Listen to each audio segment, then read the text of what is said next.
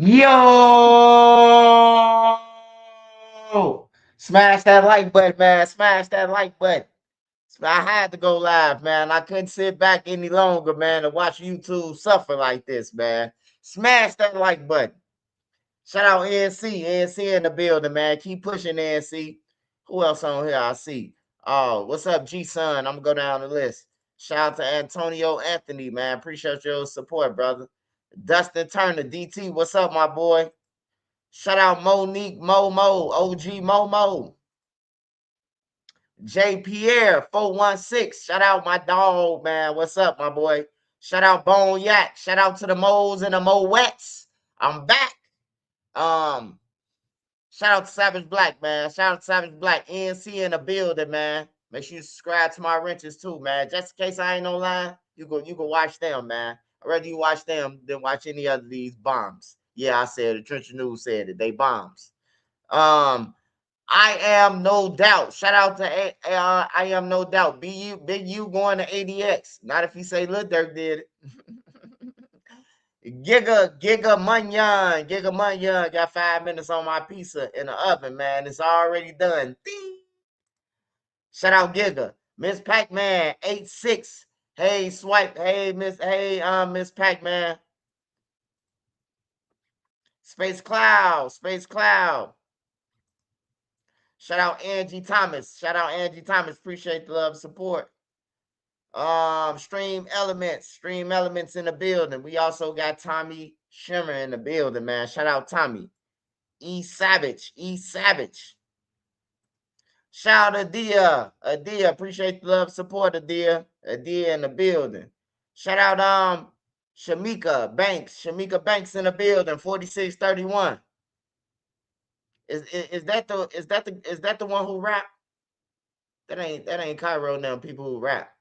Hey, look, man, it's a female who rap, man. That's what I'm listening to, man. I'm gonna tell y'all her name in a minute right now. I can't think about her name, but this Cairo them cousin. She Cairo them cousin, Noodles them cousin, and she dope. Um, Shout out Long Live KT for life. How you feel about last night and Gotti? Who John Gotti? Last and Gotti. I don't know about that, man. Hey, you gotta speak English, man. Right now, I mean, I'm speaking Ding Join. I just came from Japan, Ninja. Mandolis Coleman. Shout out 309. Hey, what's up, my boy? Shout out Saint Anonymous. Shout out Saint Anonymous, man. Shout out Nardo from up north. What's up, my boy? The biggest. Shout out to you, man. Shout out to Tyreek. Detroit in the building. Shout out Mr. Detroit too, man. Myron. Shout out to Truth with Roof. Shout out to Truth with Roof. Got the sisters on here and everybody on here, man. I love all y'all, man. I appreciate y'all support for real, man. Shout out Stephen Hickey. Shout out Drew, Dewan. I'm trying to get everybody, man. Down bad crash outs. Shout out Cruelty. Almighty. Ray Shine. If I ain't get you, man, I'm gonna get you on the rebound. I gotta get the show started. Shout out D Jack. I gotta get D Jack Smurf Toe. I gotta get them veterans on the channel. And D Jack Smurf Toe. Shout out to y'all. Phil Baby 5 times, another veteran. All right, y'all. So we talking about Lil Durk, fourth superseding indictment now. I know that I know that a lot of people gonna be like, oh man, the feds ain't got nothing. No, look, the feds just wasting paper, man, because they printed. So they just wasting motions and hey, look, they taking Drew them for the ride of their life before they get before Lil Durk get life. That's what they doing, man. They ain't doing nothing but playing games, man. If you think the feds ain't got everything on Lil Durk them, you gotta be out your motherfucking mind, man. They just wasted paperwork with Drew them. Drew say he the coldest at this shit. We finna make you go down a rabbit hole. Hey, they been making Drew chase a rabbit hole the whole time, man. The whole time the feds been making Drew go down the rabbit hole, man. Now they got him focusing on some phones that don't mean shit. You hear me? And they just got Drew going down the rabbit hole again. Foul list motion. You hear me? It ain't like the feds gonna get in trouble for what they doing. Hey, the judge is federal too, right? It's a federal judge, federal prosecutor. All of them have lunch together. Remember that? They kids on the same soccer team and all that shit. Y'all know that? Even the public defender, man. That's why the public defender always tell you at court, "Oh yeah, I could talk to the judge and see if he could do that for you." I think the judge would do that. How you know the judge would do that, nigga? Because they having lunch together. They having lunch together. They soccer games. They kids going to the same schools. Hey, look, they getting paid by the same people. They got one goal, man. Send most of the motherfuckers to the joint so they can keep up with the algorithm, and then they let some people out. You know what I'm talking about? Because they know they'll be right back. Because they gonna get on the internet and then they gonna say they killed somebody and got 10 hats and then be under investigation again. But yeah, they do what they want, man. The feds, they do what they want. They make the witness do what they want on everything. Vonnie and them ain't just doing this. Hey, you think they ain't ready for Drew and them? They already went over the story with Vonnie a million times. This. How you gonna say it on everything? And then the hard part about OTF Vonnie, I ain't gonna lie, y'all. Everybody we seen get on the stand, that's like trying to get something out of something. You trying to get out of trouble, or you trying to, you know what I'm talking about, blame other people and shit. You never seen them not have a record. Vonnie don't have a record. So with that being said, what is Drew gonna say? What is Drew gonna say to OTL Vonnie when he got no record? Oh, you was just with them so you could commit crimes and hits. Yeah, motherfucker, I ain't got no charges. What you want me to be a criminal? You hear me? Like, hey, look, when you got a motherfucker who ain't got no case up there, the lawyer, he running in circles. What can you say to Vonnie? You can't say, oh, you been killing people. You've been robbing people. You've been domestic. You've been catching domestics. You caught 3 firearm charges. You can't say none of that shit to Vonnie. Why? Because Vonnie record is clean like a motherfucking baby. So you can't say none of that. So what you gonna say? What you gonna say that ain't gonna get Lil Durk in trouble? Oh yeah, you did it because that was your cousin. Yeah, I did do it, but Lil Durk helped me. You hear me? That's what it's gonna end up being at the end of the day, man. That's what it's gonna end up being. It's gonna end up leading right back to Lil Durk, whatever they ask OTF Vonnie. You hear me? Like you could rip Jam apart. You could rip Jam apart. Oh yeah, you a killer. You been killing people. You said Lil Durk gave you 50,000 and now you mad that he didn't give you no more money. You could talk to Jam like that. You could talk to Jam like that. You could talk to Boogie like that. You been robbing people. That's why you ain't got no help. Because you done robbed everybody. You hear me? But you can't talk to Vonnie like that. You got to talk to Vonnie with. So what made you hang around OTF? Some shit like that. And what Vonnie gonna do? End up saying, oh, because Lil Durk was paying. He was paying me to get hot cars and he told me to go on the hit because they didn't know how to ride through Atlanta back roads. And I know all the roads because I'm from Atlanta.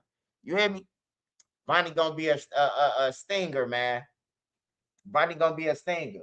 But Lil Durk has been superseded for the 4th time in federal history that we just seen it. It probably happened before, but we ain't never seen it.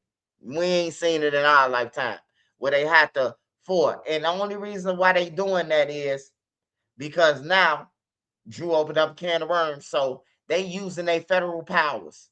All right, look, ain't gonna be no duplicate charges. We're gonna stick them with resulting in death of Lil Pop. We're gonna stick them with trying to kill Quando Rondo. We're gonna stick all of them with a charge apiece. Hey, look, the feds know that Lil Durk, Drew could argue 1 charge, 2 charge, 3 charges. But what's the charge? Hey, look, what's the chances of you beating all 6 charges? See, it would have been a good thing if my boy El Smirk Gatto, you know what I'm talking about, that's his name, El Smirk Gatto, cause he think he was Gotti or some shit. He had to think he was Gotti in order for you to be a multi-millionaire and you fucking riding around with OTL Vonnie and Bezu, and then y'all clap at somebody, and then you go and make a song called Risk It. I cried to the killer, and he said he gonna drive. Shout out my boy Zoo. You hear me? And then threw Zoo right up under the bus in the song, man. I don't give a fuck what nobody said. Dirk been telling on them. They got a right to tell on Durk. What about all them damn songs? Jam, that's my twin. He keep a 10 and then get Jam with me. Jam ain't. Hey, look, unless Jam come out and say, I approve those lyrics, hey, we just gotta say that Lil Durk threw his name out there, man. Boona, cause he a chief. That's dropping a dime, man. If the feds listen, the feds recording it, they hear Lil Durk say, they call a nigga Boona. Oh, Boona the chief, huh? Okay, keep going. Keep going. Keep telling us. You be with Zoo them, y'all on 4-6? Hey, make sure you write down what's 4-6 and oh, 4-6 Woodline. Okay, we're gonna sit over there too. You hear me? Like dropping straight blues clues, man. Just imagine a motherfucker go on a hit, man, and go and kill somebody. And then you got a rapper that heard everything. He just heard everything. He just happened to be in the house.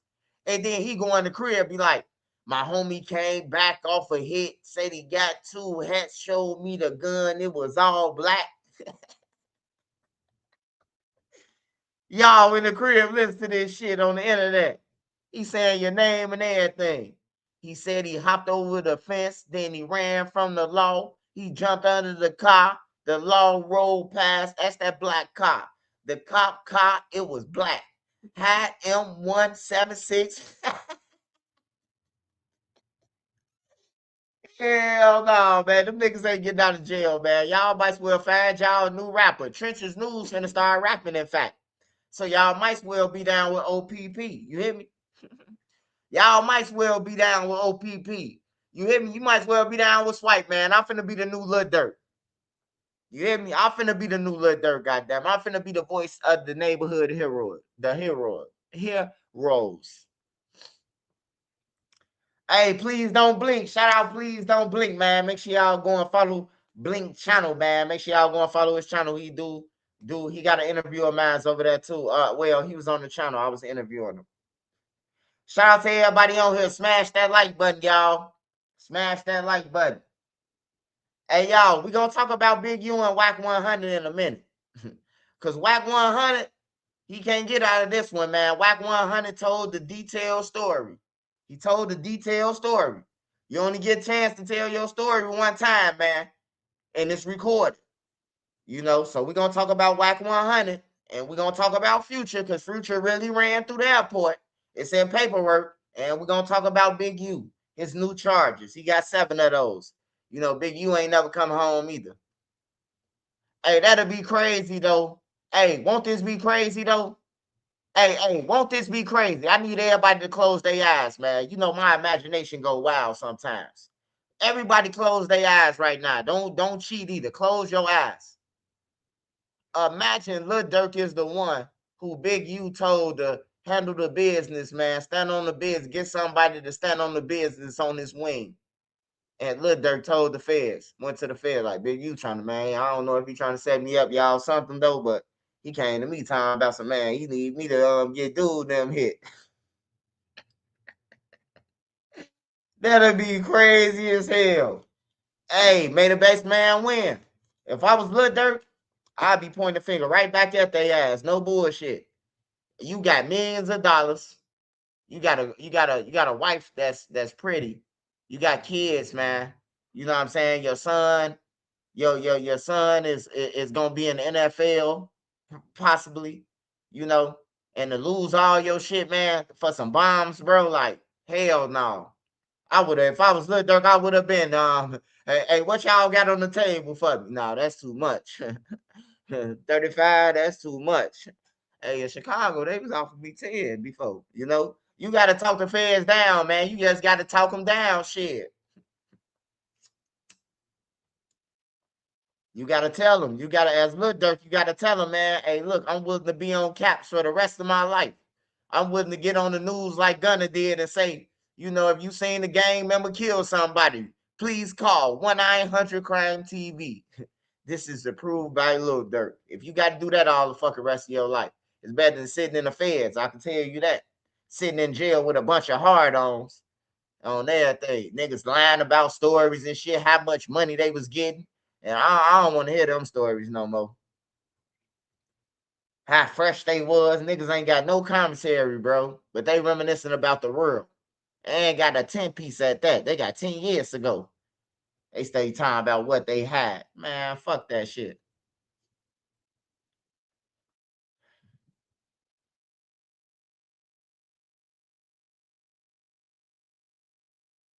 He probably set it all up. Hey, hey, I can tell you this. I know this for sure. I know this damn for sure. Vonnie, it was right up Vonnie Alley to go to California and all that shit. Hey, look, I'm pretty sure Dirk didn't mastermind this shit. You hear me? Cause I know Lil Durk, and Lil Durk ain't that motherfucking smart to mastermind this shit. To get on planes and you take jets and we call them and this shit. Dirk ain't that motherfucking smart. Bonnie did it, but guess what? He had Dirk credit card, man, and that's the part that you can't you can't get out of, man. When a motherfucker got your credit card and a motherfucker just left from you, well, he was on camera, and then he used your credit card to book the killers, to house the killers. Like you, like bro, a motherfucker won't even play with you, bro, if they really respect you. If you wasn't with the shit, like ain't nobody just gonna use your credit. Oh, let me just use swipe credit card, or let me just use NC credit card to fucking swipe for this murder to house the killers and fly them back out after they kill them. Let's stop at In and Out. Burgers on us. Burgers on everybody. Burgers on Lil Durk. They said they was going around the In and Out spot saying burgers on them. I can't believe it, but then I can believe it for real. Cause who the fuck hungry after you kill somebody? I ain't never been hungry after. Hey, look, I was scared as shit my first time shooting at somebody, just shooting at them without hitting them. I couldn't eat for 2 days. I ain't know which way they was coming back, if they was coming back or none of that shit. You hear me? I was nervous than a motherfucker. Only thing I could take down is some crunch curls and a 50-cent juice. That's the only thing I could suck on. Well, a couple of freeze pops too. But y'all get what I'm talking about, man. Ain't nobody think about eating no damn bacon with lettuce and cheese, and you know what I'm talking about. Like, you ain't thinking about eating that shit, man. You ain't thinking about eating that unless you ain't get out the car. Now, if you ain't get out the car, you can eat. But if you got out the car, you damn near got the runs. You got diarrhea right now. You need some Pepto Bismol, not no In and Out. Shit, and you about to get back on the plane. You know, when that plane go up in the air, drop back down for about 20 seconds, and then it go right back up. You hear me? So that's bubble guts right there. Them niggas kill somebody, went to the end, and I was like, that's crazy, bro. I ain't never heard of it. You hear me? Is anybody left on 63rd?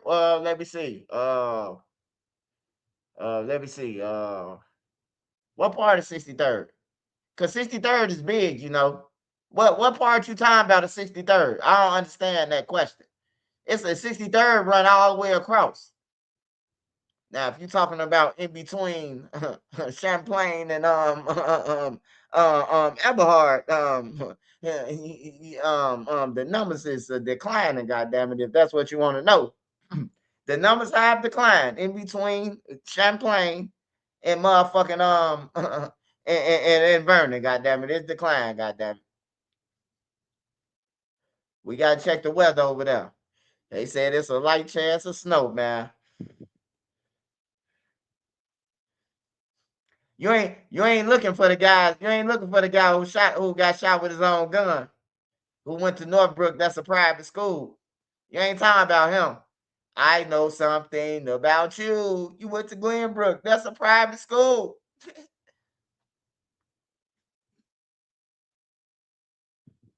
Sound like you sneak dissing on that guy, that one guy. Sound like you talking about that guy who got shot with his own gun, man. We gonna leave him alone, man. He a victim of drill. We can't prey on him. He already been preyed on. He been preyed on his whole life. He got the internet now. He got the opportunity to be a John Gotti now on the internet. You know.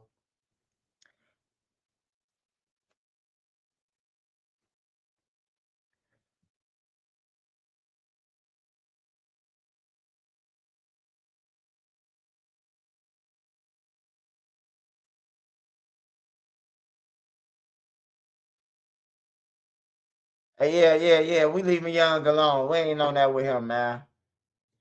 We ain't on shit with him. We ain't on shit with Gizmo Duck. Gizmo Duck, he lost. Hey, but I'd be lost too, man. If I was depending on, I'm talking about one man to take us all the way across the country, and then he get killed, and you ain't had no plan B. Only plan B he know is the pill. You know what I'm talking about? That's the only plan B he knows. So he ain't had no plan B.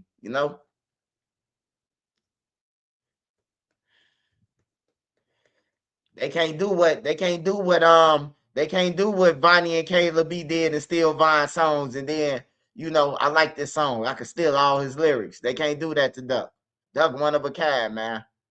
He one of a kind. They missed their beat, man. They supposed to protect the bag at all costs. Oh, that thing. Get a bag what he want. The bag is gonna take you forever. But everybody want to be the man.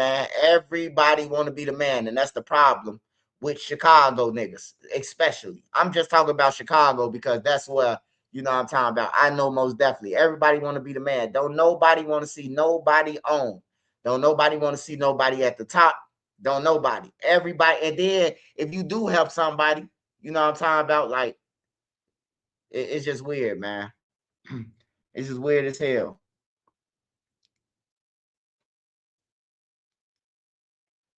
And then some people, you glad that they ain't got to the top. Because if they get to the top, shit, they going to close the door on every motherfucker body. You hear me? If half these motherfuckers had a platform from Chicago, they'll close the door on their own homies, man. Trust me. Hey, when you broke, you could say what you going to do for your homies now. It's a difference between when you broke. You could say all the dreams and aspirations that you want to do. You hear me? You can say all that shit. I'm gonna do this, and we gonna do this, and we gonna have yachts and 5.0s and shit. And soon that nigga get that money, he gone on everything. He gone. Now he talking to you short on the line. Hey, bro, I'm gonna call you right back. Somebody calling on the phone. You hear me? Hey, bro. Hey, look, stay by the phone real quick. Somebody calling. Somebody calling. Somebody calling. You hear me? Like, for real, ain't nobody called that nigga. He just don't want to talk to y'all. He just don't want to tell you. You know what I'm talking about? That it's over with. He didn't hit the lick. He didn't hit the jackpot, man. He have no interest in you dudes. So that's what I got on that one. But I want to switch over to Wack100 real quick, man. Because Wack100, hey, Wack100 was telling the truth, man. Everybody, I know a lot of people be saying that he be lying. He told the truth on this one. Wack100, the future story is real. It's real. It's in federal paperwork. It's on pacer.gov. And future name is they got him as N, whatever his initials is. They got there, and they said that he got into 2 incidents. He got stumped out one time, and then he got chased the other time on everything. So, feds did a sweep. Real niggas linking up. Yeah. Feds did a sweep. So Wack100 described this story, y'all. Matter of fact, before I get to Wack100, I gotta go to Big U first. Then I'm gonna come back. I'm gonna come back to Wack100. I gotta go to Big U first. Cause Big U got 7 new charges, and this how we end up getting to the Wack100 shit. Rasmussen University did a very good job preparing Yep, us that's what it for is how right there. excelled it would That's be, what it is. giving That's what it us the says in the resources paperwork, that we man. need, the help that we need, and my grades reflected that as well. Every time you flush, it's like your toilet sneezes. And new at 4, the feds have brought new charges against a man known as Big U. He is accused of running a criminal enterprise in South LA while collecting millions of dollars in anti-gang money. Eugene Henley Jr. has been in federal custody for more than a year now. And prosecutors at this point say he tried to have a witness taken out. NBC4 investigative. Hey, man, before we get started with this Big U shit, man. Hey, I just want to say 2 things. Smash that like button, and who the hell gonna get somebody in a jail? Y'all all fighting y'all case. This is a jail where everybody fighting their case at. You got to get shipped out of here one day. you decide to tell somebody in there to go and handle some business. Like Big U gotta be the dumbest, big uterus. He gotta be the biggest, the dumbest, the largest. Reporter Eric Leonard has been following this case since the beginning. He joins us live with an update. Eric. Hi, Colleen. Well, federal prosecutors say this was a plot hatched from inside jail, where they say Henley was trying to pay other inmates to go after and attack a key witness. This allegedly happened last month while Henley was awaiting trial on conspiracy, racketeering, and fraud charges. This is Eugene Henley Jr. in a sketch from one of his initial appearances in federal court after he was arrested last year. Part of the initial case accused him of diverting public and donor money from his gang intervention programs and enriching himself.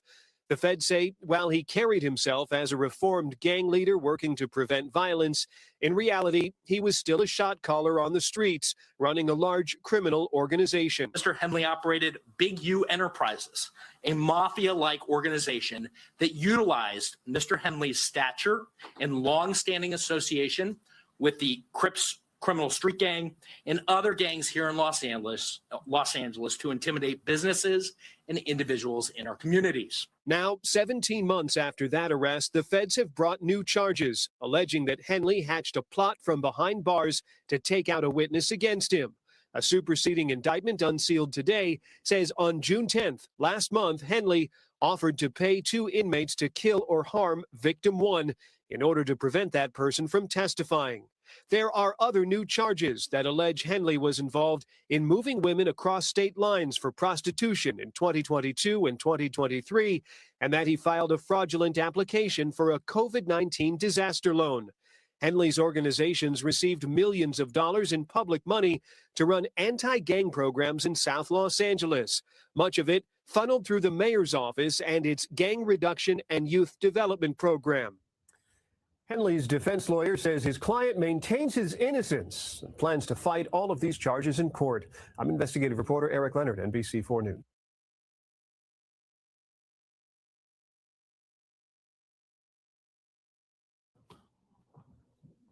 Monster goes into custody. He's a key. 1 in 3 males over 40 experience drips and dribbles. But imagine being this comfortable with it. Hey, hey. Hey, man. Hey, look, this all I'm saying, man. Wack told this story 3 years ago. I remember. He was sitting across from Adam, and he was like, yeah, Future, and this and this and this and this. And he threw the phone and Birdman them. Well, it's in the paperwork, man.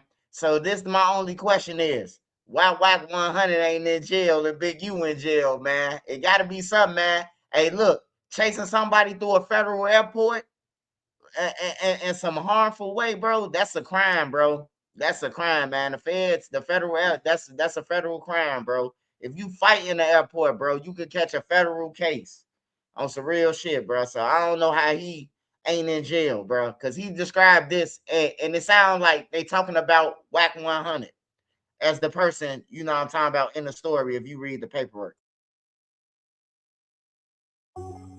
Hi. And that Big U got another charge or something like that. I don't know. I wouldn't give a damn how many charges he got. I can care less.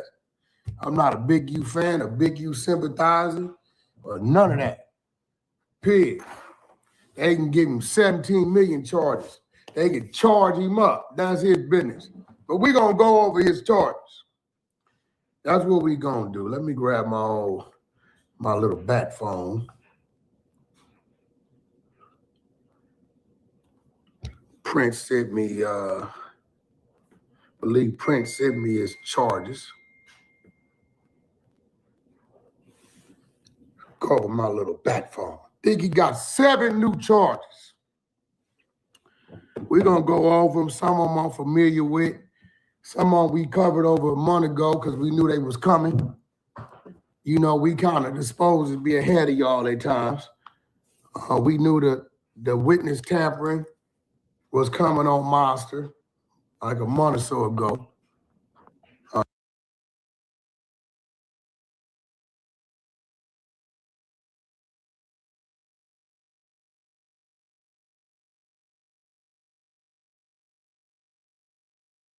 taxes, 2 counts of witness tampering, I think 1 count of sex trafficking, and 2 counts of tampering with a witness. These are ones that he trying to unalive the witness.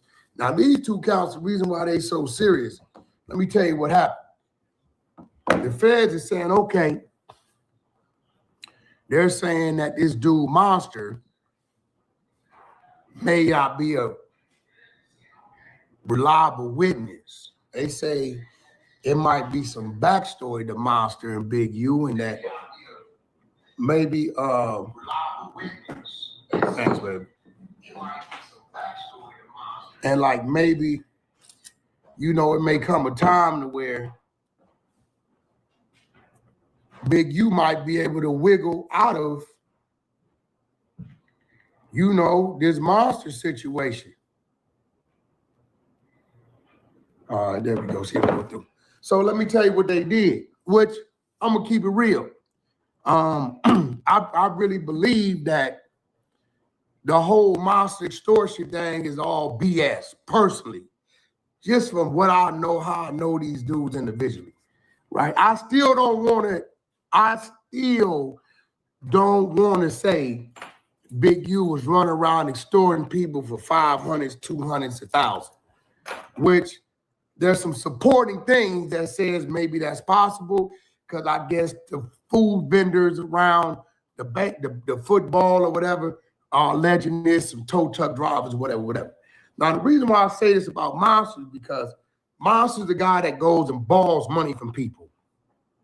He'll come say, hey, bro, let me borrow 40. I'm going to give you 50 back in a month, is what he'll say. And then when the month comes, he turned his phone off. This is what I believe happened. He working time off the case he got. Situation that is a insurance of it here, right? Boom. And for the feds to bring the charges, Big U damn sure they got him on wiretap. Hey, hold on. The family got the part where I'm talking about that. So we're gonna watch the family TV part, because he got it where it's edited to that part. Let me see. Smash that like button.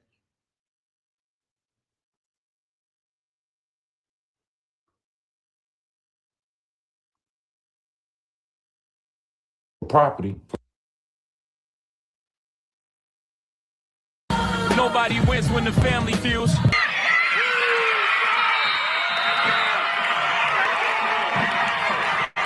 To take down DNA, he wouldn't give them his DNA, so they had to serve him a search warrant to get his DNA. Get out, and then they have to have an experience before they realize I should have checked in. Mm-hmm. Yeah.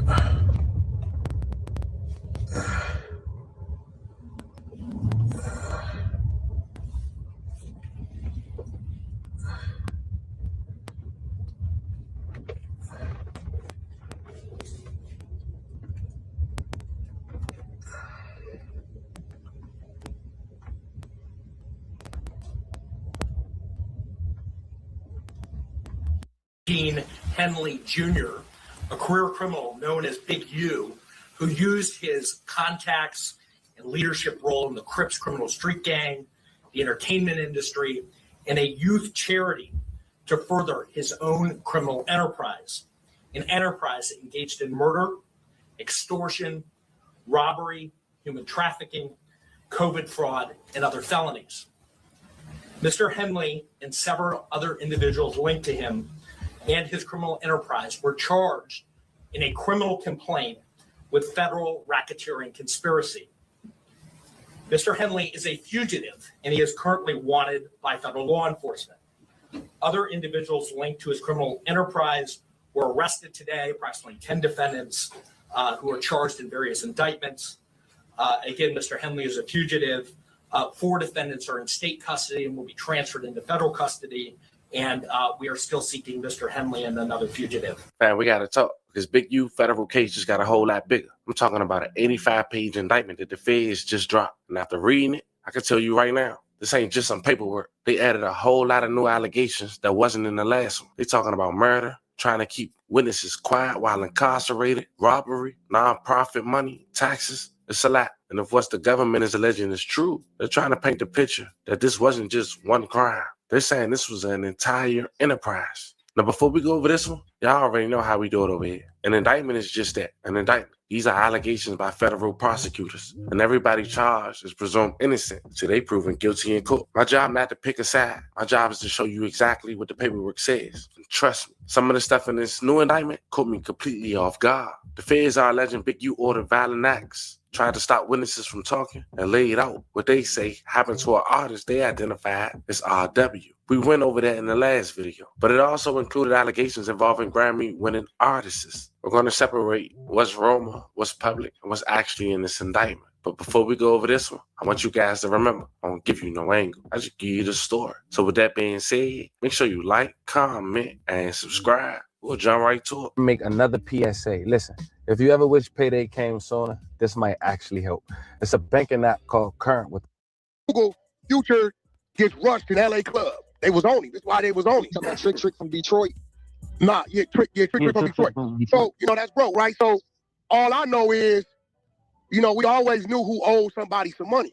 So when we leave and we go into Atlanta, you know that story I tell Rich about when Big U said, Wack, catch this flight with me, I want to show you something. And he took me out there and took me to the Four Seasons. He said, I'm going to turn this out to the 60s. They got a blood neighborhood around the corner. You could turn that out. And I said, nigga, you tripping. I went back to the airport and left. It was that trip. That was the trip. We on that red-eye Delta flight. Same one I used to always catch lunch off on. Right. So the nigga, when we come through, Big U he say, little bro, is that the nigga? I look. I said, that's something shooter, bitch. I said, hey, dude, come here. Let me holler at you. You know when you first come through, when you grabbing your shit off the conveyor belt on the other side of security?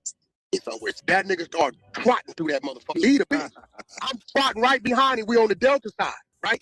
It ain't number one flight leaving that night going to Atlanta, right? All the other red eyes on American side. So the nigga breaks right and runs into the thing that connects to the plane, but it wasn't no plane. The nigga throws the phone. When I pick the phone up, it's another reason why Future ain't gonna say nothing, because I'll make the homie come on Clubhouse and tell the truth. He know, right? I pick the phone up. He say, bro, I say, what's up? He say, what's the problem? I say, oh, the homie. He said, who? I tell him. He said, what he owe him? I said, this light ain't nothing but a dime, but he owe him. He played him. Nigga been ducking him. He say, Wack, my word, I sent it in the morning. Give me his wire. My word is on me. I got business with that nigga. Let him be. He said, let him be. I said, all right, you got that. I dropped the phone on the ground and walked back out. He sent Trick his money the next day. Have you seen Future since then? Now we're all over the internet. That seemed to be the focus. Big U press Future as of right now, based on the new superseding indictment. But they also not looking at Wack indicating that it was just him and Big U at the airport. And based on this new paperwork, Big U and the co-conspirator was at the airport, allegedly attacking Future. So why they got Wack as co-conspirator one, allegedly. This video, I'm going to go turn myself in to see what's going on. They talking about I'm a fugitive. So they just raided all my houses. 600 was actually with the police when they raided my house. And he's actually got video and footage of it. So y'all know what y'all dealing with. And I just want to say this to y'all. When they raided my houses and my property, they was asking about Wack. Wack, loose cannon, 600, and this internet stuff. All of y'all filed. All y'all who be sending shit around the internet, all y'all who be promoting and listening to what these be saying, all y'all giving these likes and hidden likes, all y'all supporting this. All y'all guilty of this shit. If you have something against a black man, you should handle it with a black man in the streets. Wack said 100 times he was gonna take my contracts. He working with the FBI. The FBI went to the city. Before we try to break that down and see if that's true or not, that's later in the indictment. Let's literally start on page 1. Before we get into the murders, the robberies, and everything else the feds are alleging, we got to understand who they saying was involved. Because the first few pages of this indictment aren't about proving a crime. They're about introducing the people and setting the stage for everyone that's coming later. The very first name is one everyone already knows. Eugene Henley Jr., better known as Big U. But look how the indictment introduces him. They don't just call him Big U. They list his allies, which is Unc, Draws, Hannibal Muhammad, Anybody Killer, and Dave Austin. block. Hold on, Big U. Oh, you want all the names? A Big U, Hannibal, anybody, Unique. You know what I'm saying? Escape the indoors with Cutter Backyard Bug Solutions. From lawn treatment that lasts all Dante, draws, you know.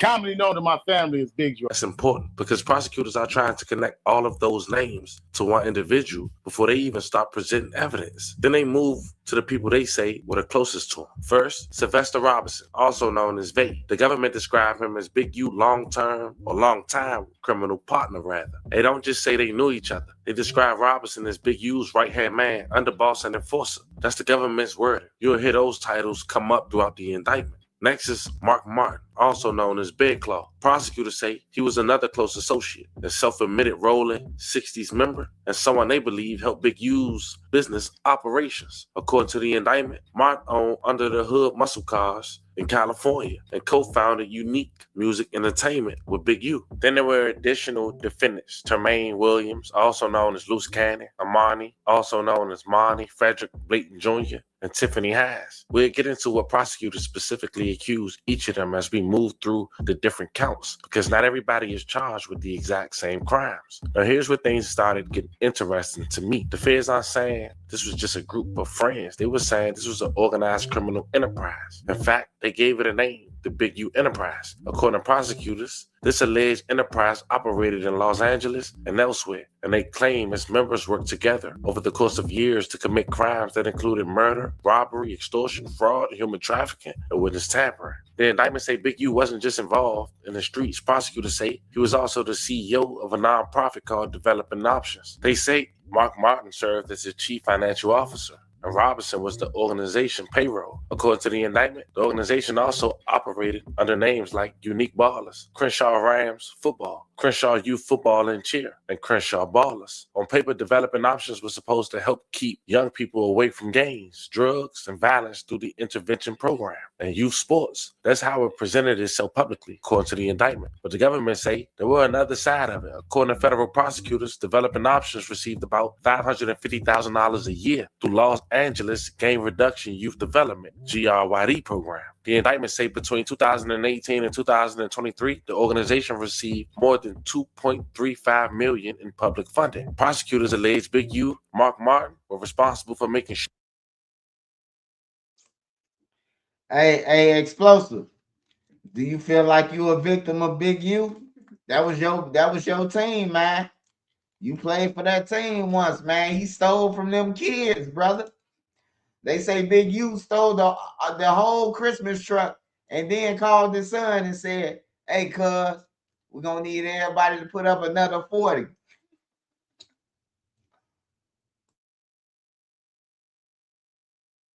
Sure, the organization complied with the grant's requirements, including employee background checks, training, certifications, budgeting, payroll, and required reporting. Now, at this point, the government hasn't yet explained what they believe happened to that money. They're laying the foundation. They're showing the jury what position these defendants allegedly held before they even get into the later allegations of fraud and misuse of nonprofit resources. And that's something you'll notice throughout this indictment. The prosecutors don't jump around. They build the case piece by piece. First, they tell you who everyone is. Then they explain what roles they allegedly played. Only after that do they start laying out specific crimes they say were committed. And trust me, that's where this indictment starts taking a turn. Because in the next section, the feds explain what they say the purpose of this alleged enterprise really was. And it's much broader than just one murder case. Next was the check-in culture. The feds don't describe it as a network of pay and respect. According to the indictment, they allege it became a way to demand money, exert control, and determine who could safely conduct business in Los Angeles. They even quote statements prosecutors attribute to Big U from podcasts and documentaries to support that theory. And that's exactly where this indictment really starts connecting public statements to the government's criminal allegations. Now, fam, this is probably one of the most talked about parts in this indictment. Because if you listen to interviews over the last 10 or 15 years, you probably heard people talk about checking in. Big U even had a podcast called Check In. Some people say it was about showing respect. Others say it was about making sure everybody was safe. According to prosecutors, certain people coming into Los Angeles, including professional athletes, musicians, entertainers, and even people involved in criminal activity, were expected to contact Big U before doing business in the city. The indictment Say the purpose was simply introducing yourself. The government alleged people were expected to ask permission and in many situations make payments to receive what prosecutors described as protection while they were in Los Angeles. Now here's where this section is a little bit different. The feds aren't relying on only one witness statement. They're using Big U's own public interviews, documentaries, and podcasts as part of their case. In the Big U podcast checking in, the quote lyrics from opening check-in when they arrived in Los Angeles and warned that if they don't, it's going to get hot. Hop off the plane, check in. Penthouse suite, check in. To the government. Hey, I hope they Rico Snoop Dogg ass too, since he was on the song on the hook talking about check-in, goddammit. Hey, Snoop Dogg, you finna go down, nigga.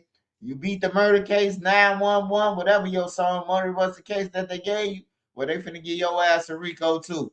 Cause it sounds like you was helping Big U with the check-in lyrics, goddammit.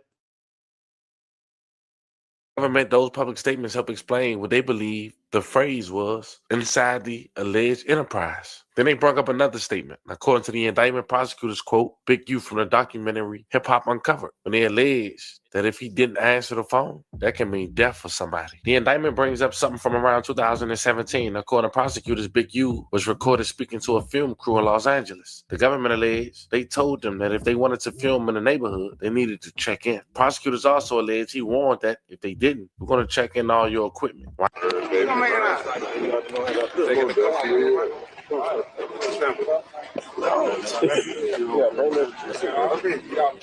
Don't matter. You're nice so hard.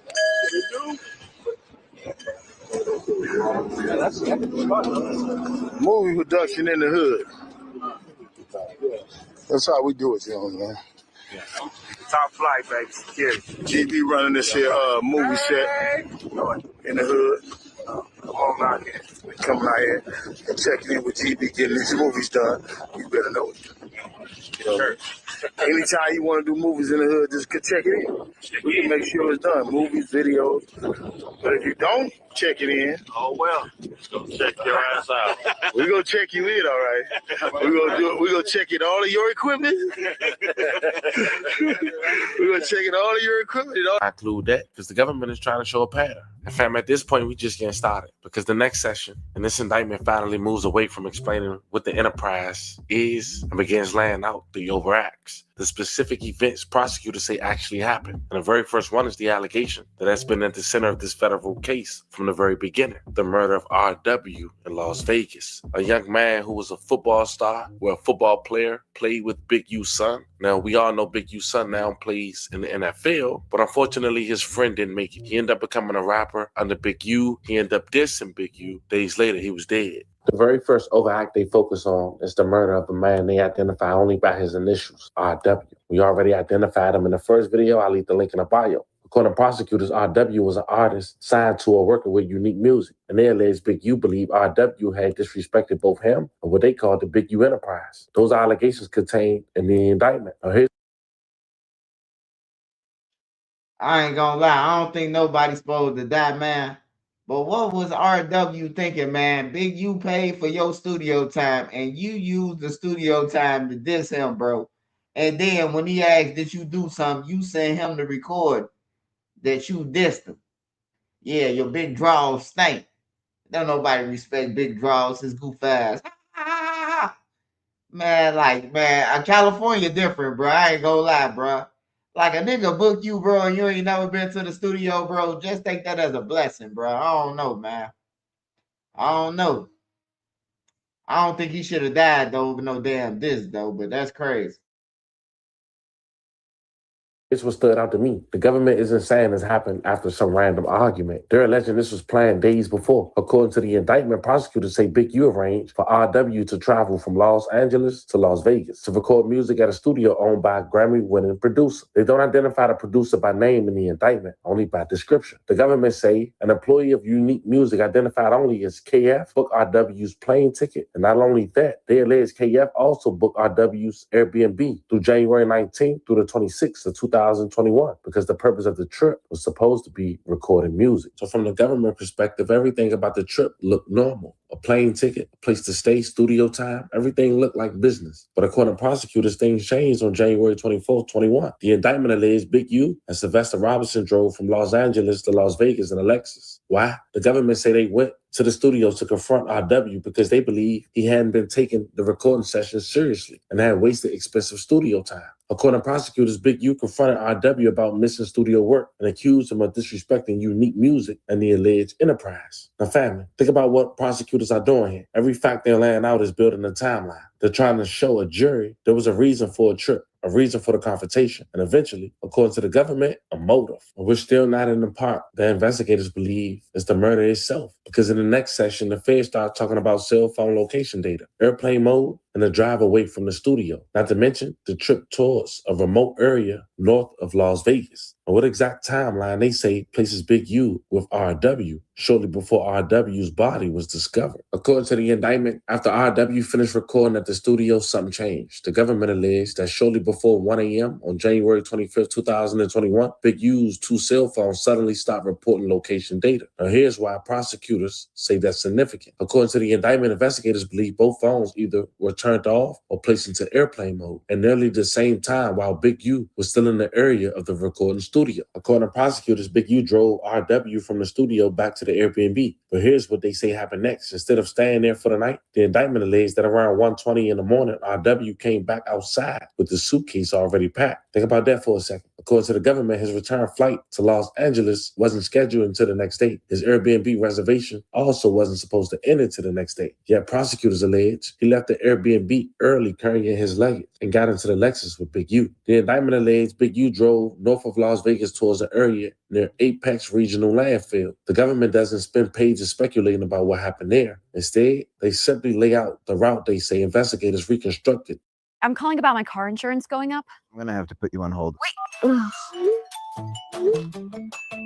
Using digital evidence and location data. Then, according to prosecutors, the vehicle turned around. The indictment alleged Big U drove back towards Las Vegas. And at around 2:15 a.m., the government says both cell phones suddenly begin reporting location information again. Remember, just a little earlier, prosecutors alleged both phones had stopped transmitting location data. According to the indictment, around 2:20 a.m., Big U allegedly called Sylvester Robinson, who prosecutors say had remained at the recording studio. A short time later, the indictment alleged Big U returned to the studio, and according to the prosecutors, when someone asked where he'd been, he allegedly said he had gone to the gym. According to the indictment, later that day, RW's body was found in the north of Las Vegas with multiple gunshot wounds to the head. The indictment even includes a photograph identifying the general location, where prosecutors say the body was recovered. And if you thought that's where the story ends, it doesn't. Because the next session isn't about the murder itself. It's about what the feds say happened after the murder. Now, fam, if everything we talked about so far is the government's timeline leading up to RW's death, the next section is about what prosecutors say happened after. Because according to the indictment, the murder wasn't the end of it. The feds alleged that almost immediately, people began taking steps to make sure investigators wouldn't be able to piece together what happened. Those allegations contained in the indictment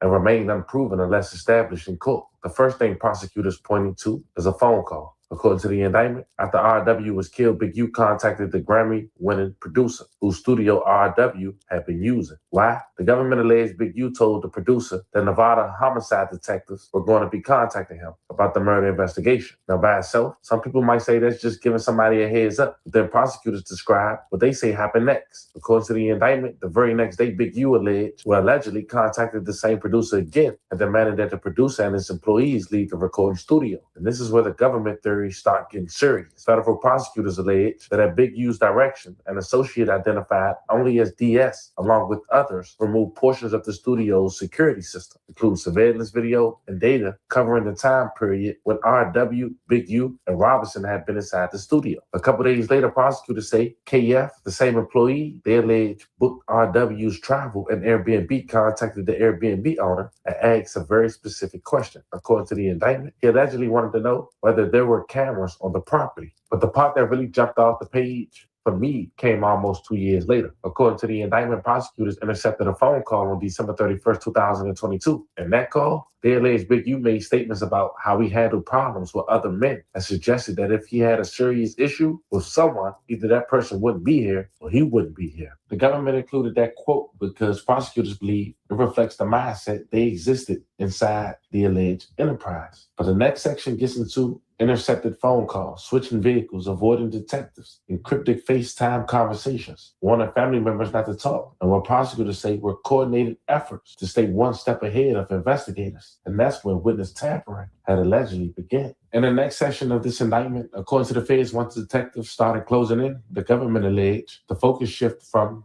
the crime itself to making sure nobody helped investigators. According to prosecutors, everything really picks up on February 14, 2023. That's when detectives allegedly went looking for Big U in connection to RW's murder. The indictment say investigators went to his residence, but according to the government, his wife allegedly told detectives that Big U didn't actually live there full time. According to the indictment, after speaking with detectives, Big U's wife allegedly called him using his father's phone. The indictment even alleged Big U's first question wasn't, what do they want? According to prosecutors, he asked, how many officers are there? According to prosecutors, after learning detectives were looking for him, Big U allegedly stopped going home for several days. The government also alleged he switched vehicles with co-defendant Sylvester Robinson. Again, each one of these facts standing alone may not prove anything, but prosecutors are telling the jury to look at the total picture instead of one event. Then on February 21st, 2023, Big U allegedly instructed his own son not to talk to anyone about RW's murder. The indictment also alleged he told his wife to contact KF's mother. But here's what caught my attention. According to prosecutors, he allegedly instructed her to use FaceTime for their conversation. On July 5th, 2023, federal investigators had a hidden recording device inside under the hood muscle cars. Prosecutors alleged that after law enforcement tried contacting Big U, Mark Martin, Big U began wondering out loud whether they were under surveillance in connection with RW's murder. Now, in part 8 is the alleged extortion operation. This is where the indictment shifts away from the RW homicide and talk about something prosecutors say been going on for years, including the incident with Future. According to the feds, this wasn't just about one person. They alleged the enterprise was making money by intimidating people into paying what they described as extortion payments. And the first example was someone they don't identify by name. Instead, the indictment refers to the person only as MDC, describing him as a Grammy-winning recording artist. And for those who don't know, Future's real name is Nevadius Damum Wilbur, also known as Nevadius Damum Cash. According to prosecutors back in 2004. Yeah, man. Hey, Future. I know I seen you come out yesterday, man. I seen you come out yesterday and said it didn't happen in your little flunky dope boy from Cleveland, man. But this shit real, man. Hey, Future. It's okay to run, man, if you outnumbered. But I know damn well you ain't just take off from Wack100. They say Wack100 like T-Roy size, man. Hey, they say Sierra stood on business. She was looking, that's why she left Future, man. I thought she left Future because he was cheating. Say, motherfucker, she left Future, man. He ran through that airport at what's her name, man? Said he ran like he was a football player. That's why she got Russell Wilson, man. Say Future ran so fast, she into the speed now. 14, Big U allegedly approached this artist to collect money on behalf of someone from Detroit, Trick. The government says when the artist refused to pay and stopped answering calls, things escalated. The incident alleged Big U and others committed violence against the artist and members of his security team because the refusal to pay. Now, 2 people was there according to Wack100, Big U and him. And if the feds know this, it will have to be Future or Wack100 who allegedly gave up this information. What's wrong with you, man? No, I'm not. That's why I said I wasn't going to call you. Remo, I just called Remo all kind of bitch-ass nigga. Nigga running my name. I said the crazy part about it is 90% of you motherfuckers wasn't even around back then to even know what you read. First of all, Future ain't never give us touch. I ain't never heard Future get his ass whooped in L.A. Let's cover that. He damn sure wasn't touched at the airport, and I made it clear that Big U stayed behind when I had the conversation with him, so he never touched him. Then he's talking about days later in L.A. Well, we all took a red out of fucking Atlanta that night. Big U stayed in Atlanta a week. I came back the same day. Same day I landed, I came back. So there's no way days later Future got his ass whooped in L.A. if Big U stayed in motherfucking Atlanta for a week. I think that are they talking about that party where they said the 60s pulled up? I mean, now you got to remember, I've always said this because it was on the internet. Remember when the dumb bozo was telling me nothing was going on? It was a party in Hollywood. Yeah. It was a party in Hollywood. Was it BT weekend? Was it BT Award weekend? I don't know. They took off on dude security and shit. That's you can find that on Google, but yeah, and he went to the hospital. It ain't adding up because for one, dude wasn't attacked in no airport. 2, wasn't no homeboys there. 3, it was a conversation. 4, we all got on the bread eye going to Atlanta. All right, y'all. So Wack100 just said that wasn't no homeboys there, so he co-conspirator 1 then. Cause he the only motherfucker who told this story, man. He told it to the T. But the feds added in the shit that Wack100 try to leave out, man. Now, Big U, when Big U did respond to this, Big U said that he ain't never been to no airport or around Wack100, but he was saying that so he wouldn't get in fucking trouble. Cause he knew the feds had this BlackBerry tap. They had that nigga BlackBerry tap for 15 years, man. Who the hell still use a BlackBerry in 2020, man? Like, that's crazy, bro. That's crazy as hell. You still using a BlackBerry, man. You got to know that motherfucking tap. I came back. I landed that day, 6 in the morning, whatever time, and I came back that day. Big U stayed a week. Future stayed in Atlanta as well, so ain't no days later he got his ass whooping LAX because the nigga wasn't in LA. And he never was touched. So I'm looking at the initials, but they shit ain't adding up. I mean, it ain't a charge. It's just an overt act anyway. Yeah, it's an overt act. It ain't a charge, but the only thing that was kind of sus is that like they're alluding to the story you told about Future and I'm always telling the story. For one, it wasn't no extortion. It was a real deal. That was a real debt, and it really got paid. And Future ain't even the one that paid it. I've always said that. Nigga, that's the extortion, man. What is he talking about? He talking about that ain't extortion. Nigga, that's the extortion. Nigga, he owe y'all. Y'all just made up some shit and say you got to check in and owe y'all. That's why he ran, because he ain't know what the fuck was going on. You didn't pay that debt. Like, you got paid the next day and only got paid because it was a real. If you owe a motherfucker, I've been on the nigga all week. Owe me $10,000 this week. I've been on his ass all week. Nigga, I really gave you $20,000. You only sent back 10, and I need my other 10, motherfucker. I really gave you that. They go to motherfucking wire document to where you owe. So I don't know what people don't understand. If a motherfucker owes some money, you see a motherfucker, you gonna holler at a motherfucker, but motherfucker saying he was assaulted and all that. Like, where you get that's all cap. And that's where the thin line, because I agree with you in this sense, and I'm wondering how they're trying to like lump everything into extortion. Like, I'm telling you what's going on. If I owe you $100 and I come to you and I say, "Yo, you gonna pay my $100," even if we have a heated discussion, am I extorting you or I'm asking you for payment for something you owe? Like, the money that you've never stated that money was anything other than a debt he owed. It wasn't on some, that's a check-in fee or that's hey, bro, I ain't never participated in no check-in fees with nobody. I don't believe in that shit. But and another thing you gotta understand is Big U co-defendants, if y'all don't know what y'all read. Okay. Like if you read in 2023, Vay, who's 60 years old out of Northridge, right, says that he was holding one of Big U guns when they went and threatened the dispensary owner, right? Pay attention. Vay is in the RICO. He's one of the dudes that's free. This story about Future, this ain't coming from Future. This is coming from one of his homeboys on the RICO telling the story of what he thinks has happened, and it's between 2 of them. Hey, Wack100, man.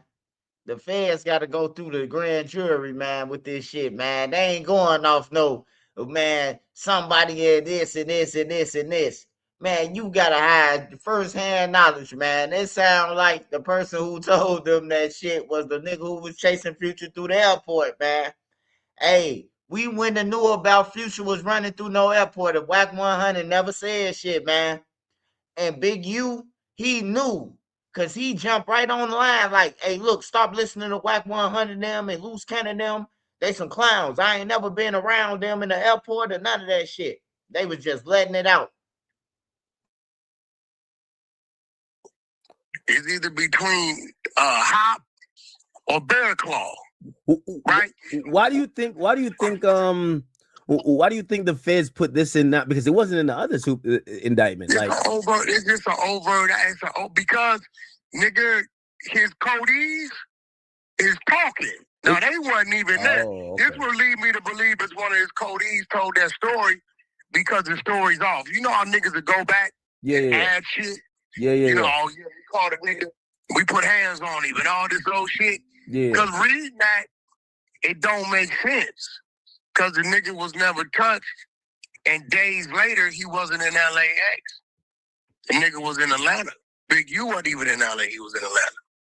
So that's why when I'm reading, I'm like, either this is another incident, or one of his codees is just telling these people something to tell them something. Because it don't make sense. He never was. Future, I've never known Future for getting his ass whooped in LA. Hey, the only thing I'm wondering why, and listen, I'm not trying to set you up with a question, but they. Hey, DJ Academics, man.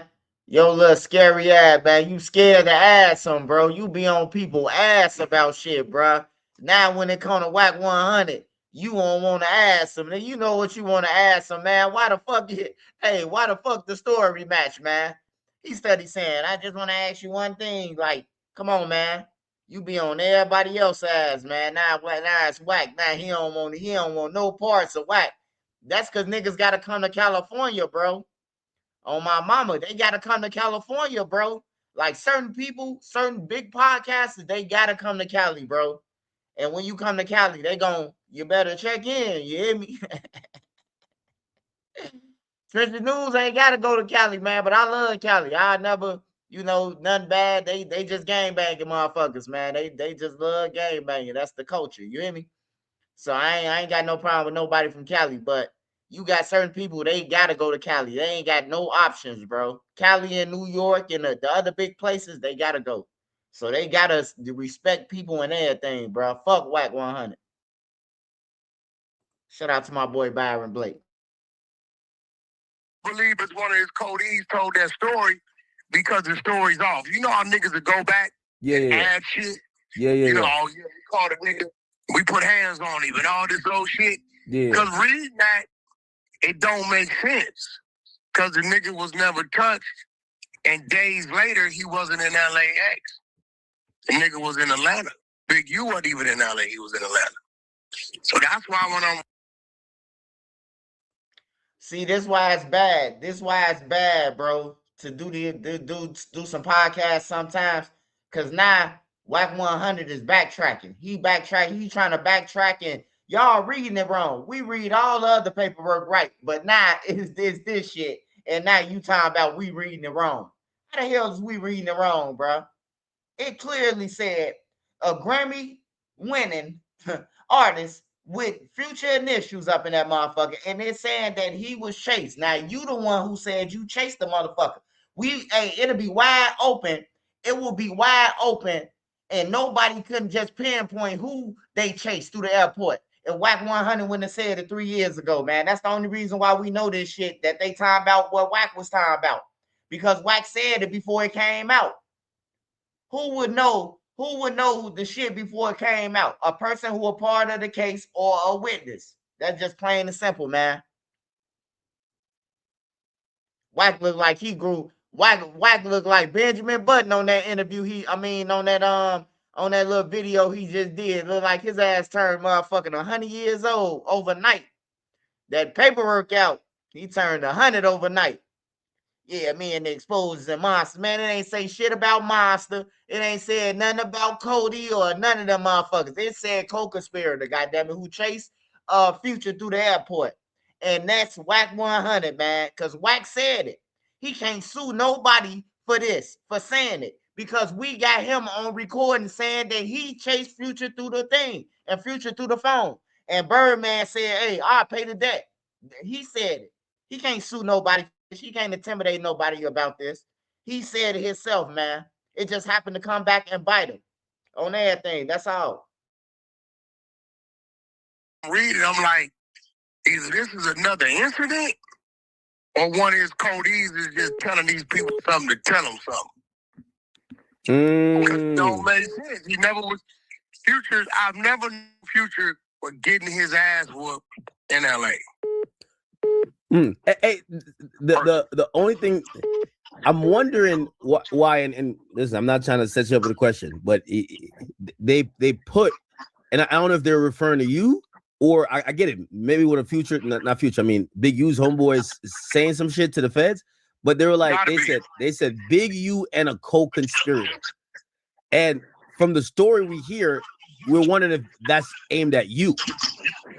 The prosecutors allege that just a few days later, Big U and another person chased the same artist through Los Angeles International Airport in another attempt to intimidate him into paying. They only speak on 2 people, fam. That's important. And remember what I said earlier in this video. Years ago, Wack100 publicly talked about an incident involving Future at the airport. Then the indictment moves to another alleged victim, identified as Victim 1. According to prosecutors, Victim 1 was involved in promoting music and clubs before later becoming associated with the unlicensed marijuana dispensary in Los Angeles. The government alleged that for years, Victim 1 was paying Big U as much as $25,000 a month in extortion payments. The alleged reoccurring payment that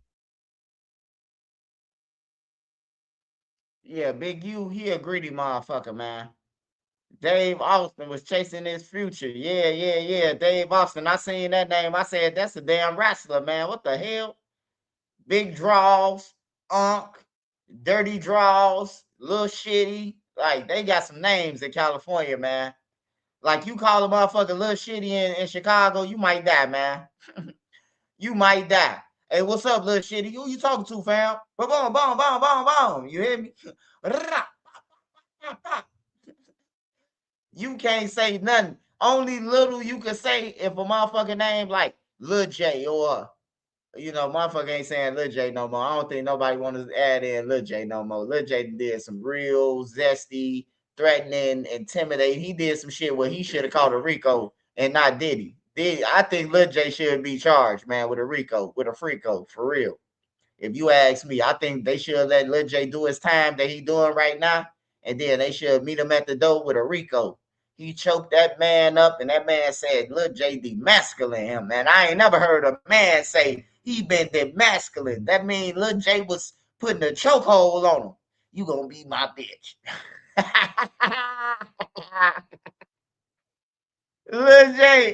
Lil J snap. Lil J said, fuck that. I'm finna be in jail all my life. Button and got down on me. Shit, I'm finna try this chick with tits. You hear me? This chick with a stick. You hear me? For real. That boy Lil J, yeah, we ain't saying Lil no more. But Lil Ray Ray. Lil Ray Ray is the most famous little in the trenches. Lil Ray Ray or Lil Day Day, Lil KK, Freaky man Rico, yeah, he need to be subpoenaed, man. He need to be charged, bro. On everything. He ain't just choke one of them out. He got victims, man. When you got victims like that, you need to be held accountable. He dangerous. And he dangerous to the community. I'm dead serious, man. Because it's drill rappers and it's rappers that's in Chicago and they sleeping with the same girls, man. And they could be all good, not itching, not scratching, not have to take no penicillin or medicine. And then Lil J enters the real. You know what I'm talking about? He splashing the cat. Dude come behind. He splash. And now, we got some TNT 251768898. You know what I'm talking about? Like we got some shit that we ain't never heard of because he just entered the land of the free. So we got to stop that nigga, man. He got to get Rico, man. I'm telling y'all think I'm playing, bro. That shit real, man. You see what I did to that other drill rapper? We ain't seen him no more since I told y'all that he was in Shawnee walking around with Alicia Keys. But calling a nigga Alicia Keys, bro, like you foul, bro. Like you can't even come back from that shit, bro. Like for real. I'm like, bro, motherfucker saying, bro, you down the hall with Alicia Keys, me and 112, me and Slutty, T Roy, big brother. We like, bro, you can't be doing that, bro. You like, bro, you be hanging with us, bro, and then they say you sliding to the Geechee cell, bro. He like, man, no, man, I knew Alicia Keys since. Like, hold on, Alicia Keys. If I ain't got you, baby, that Alicia. Or Alicia, hey, my name Alicia. You hear me? Like for real, his ass went to medical. They sent his ass over there to get a test. They said he couldn't leave the joint. He was supposed to get out of jail, and they said that he had to go to healthcare because he got caught in the cell with the Geechee when we was going to breakfast. He only had like 8 hours to go. No, he had about 3 hours to go before he leave out the joint. And a man jeopardized that to go in a cell with a Geechee 8 hours before discharge. You hear me? I guess they say he had to get his rocks off.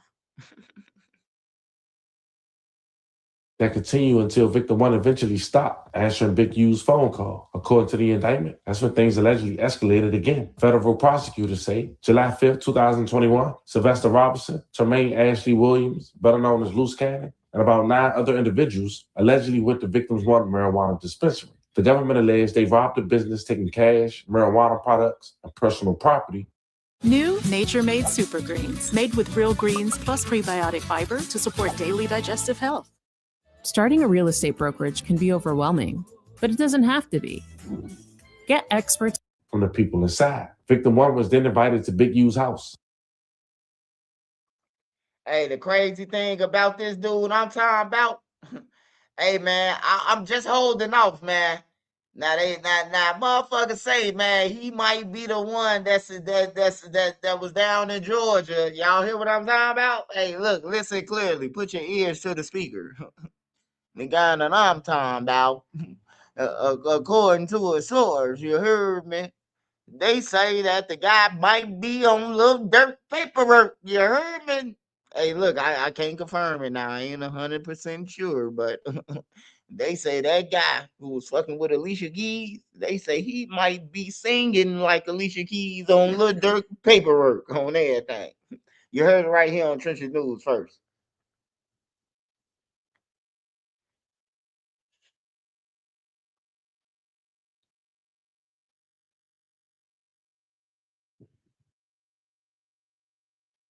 The devil went down to Georgia. He was looking for a soul to steal. Hey, yeah, man, I ain't gonna even lie to y'all, man. Hey, bro, like when I went down to Georgia and Atlanta and East Point and all that shit, Marietta, Augusta, all that shit, bro.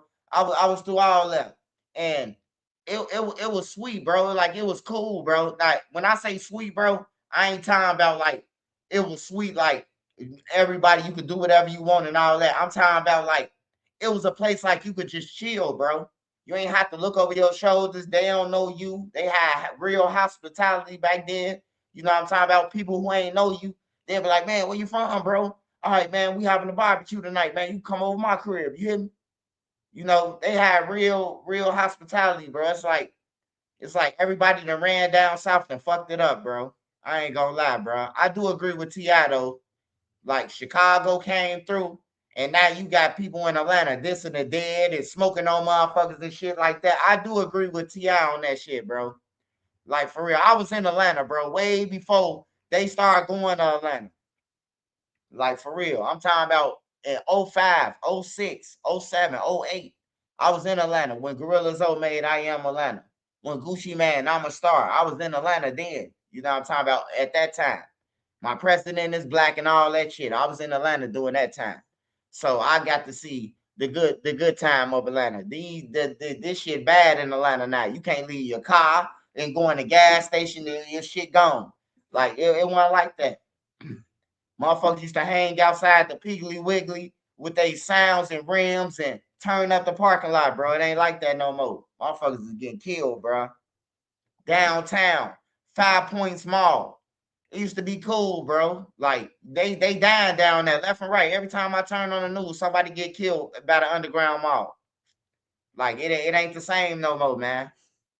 It ain't the same, bro. And that's that music, bro. That music turned that music is the reason. I ain't gonna lie to y'all. It's that music, bro.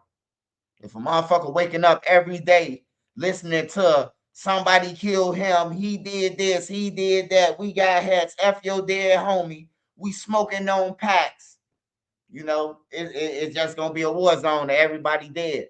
Or until somebody wake up on both sides and be like, man, I ain't finna chase you no more. Man, check it out. Let's smoke some weed together. You hear me? Like for real, repaying the neighborhood. What, you gonna kill him if he in the car with me?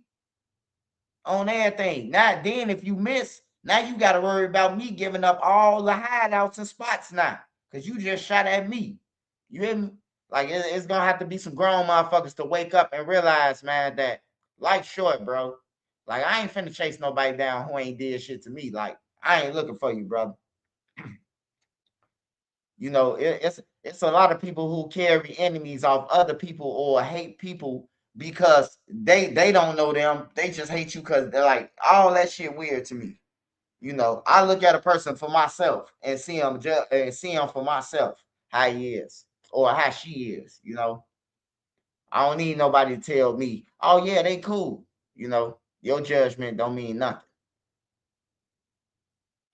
Music carries spirits. Oh yeah. That music do carry spirits, man. Like I see why Shorty and them up in the morning, 3 a.m. playing King Von and Bloodhound, Lil Jeff, and riding around sniffing drugs and shit. That music is how you do it, bro. Like that music tell them, I'm wearing all the Mary jeans all this summer. Now, you know what I'm talking about? Now, if they can't afford the Marys, they finna try to kill half the neighborhood just to get some. Or rob their mama, their uncles, just because the song said we rocking the Marys all summer, and they going off that shit. That music is dangerous. It's very dangerous, man. For real, I don't even listen to that shit no more. Unless I'm listening to a song or like I really don't listen. I put it on my Instagram with the story to match the stories or something. I don't listen to that shit, man. I listen to Lil Wayne, Jay-Z, Eminem, Jada Kiss, DMX. Like I listen to the real people, bro. The real music that I grew up off of. So you can't say, oh man, you old. That old ass music. Man, these new dudes are garbage. Period. They music suck. Hey, I want to say this, man. No disrespect to New York. No disrespect to New York or wherever this guy from who I'm about to disrespect. Hey, his name Splash or Splash. Hey, man, you better get your ABC 123 delicious rhyming ass up out of here. Hey, somebody clip this and send it to Splash. Hey, bro, you can't fuck with Jada Kids, bro. Your rhymes are garbage, bro. You rap slow than a motherfucker, bro.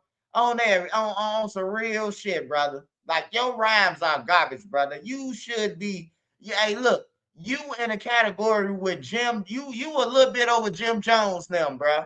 Like for real, bro. Who the fuck is Splash? What? Man, hey, King Machiavelli. Hey, bro. Hey, look, bro. I'm sorry to inform you about this shit that I'm about to tell you, brother. Hey, but look, you gotta be fucking trolling, bro. On there, he better than who? Who he better than?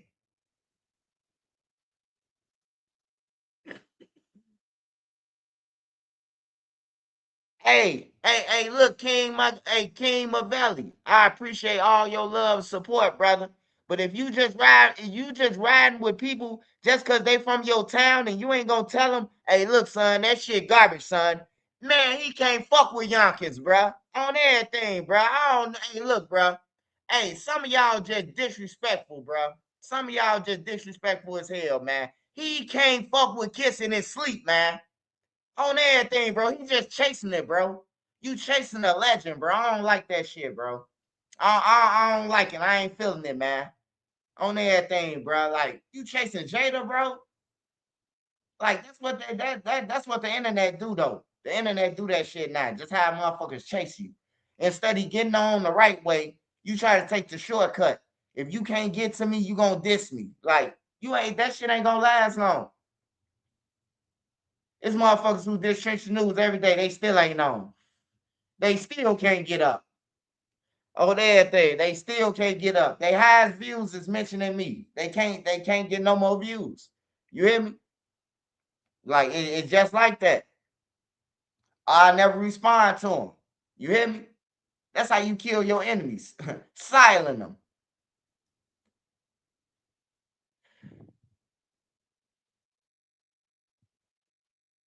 Yeah. Splash garbage though, King Machiavelli. If you like Splash, I'm finna start rapping. I'm finna start rapping shit. Trenchard News dropping at 12 a.m., nigga. Hickory dickory dock. I went up the clock. The clock struck 12. The bell went yell. And hickory dickory dock. Yeah. Gang.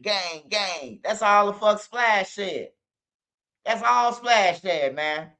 On everything. You say he cold. Man, y'all niggas, hey, I'm finna start selling ears, man. On my mama, bro. I'm finna start selling ears, man. I'm finna go overseas, man, and have them make me some ears, man. I'm finna start selling ears, man, because I don't think you niggas' ears work, man. Y'all listening to that shit? I know you can't be riding around with no female back in my belly and listen to that shit, man. I know you. And get your girl on here. Put your girl. I'm finna pull you up on the stage. Hey, let me hear your girl say she ride around listen to that shit with you, man. You gotta be dolo in the car by yourself going to get you a cheesesteak to listen to that shit, bro.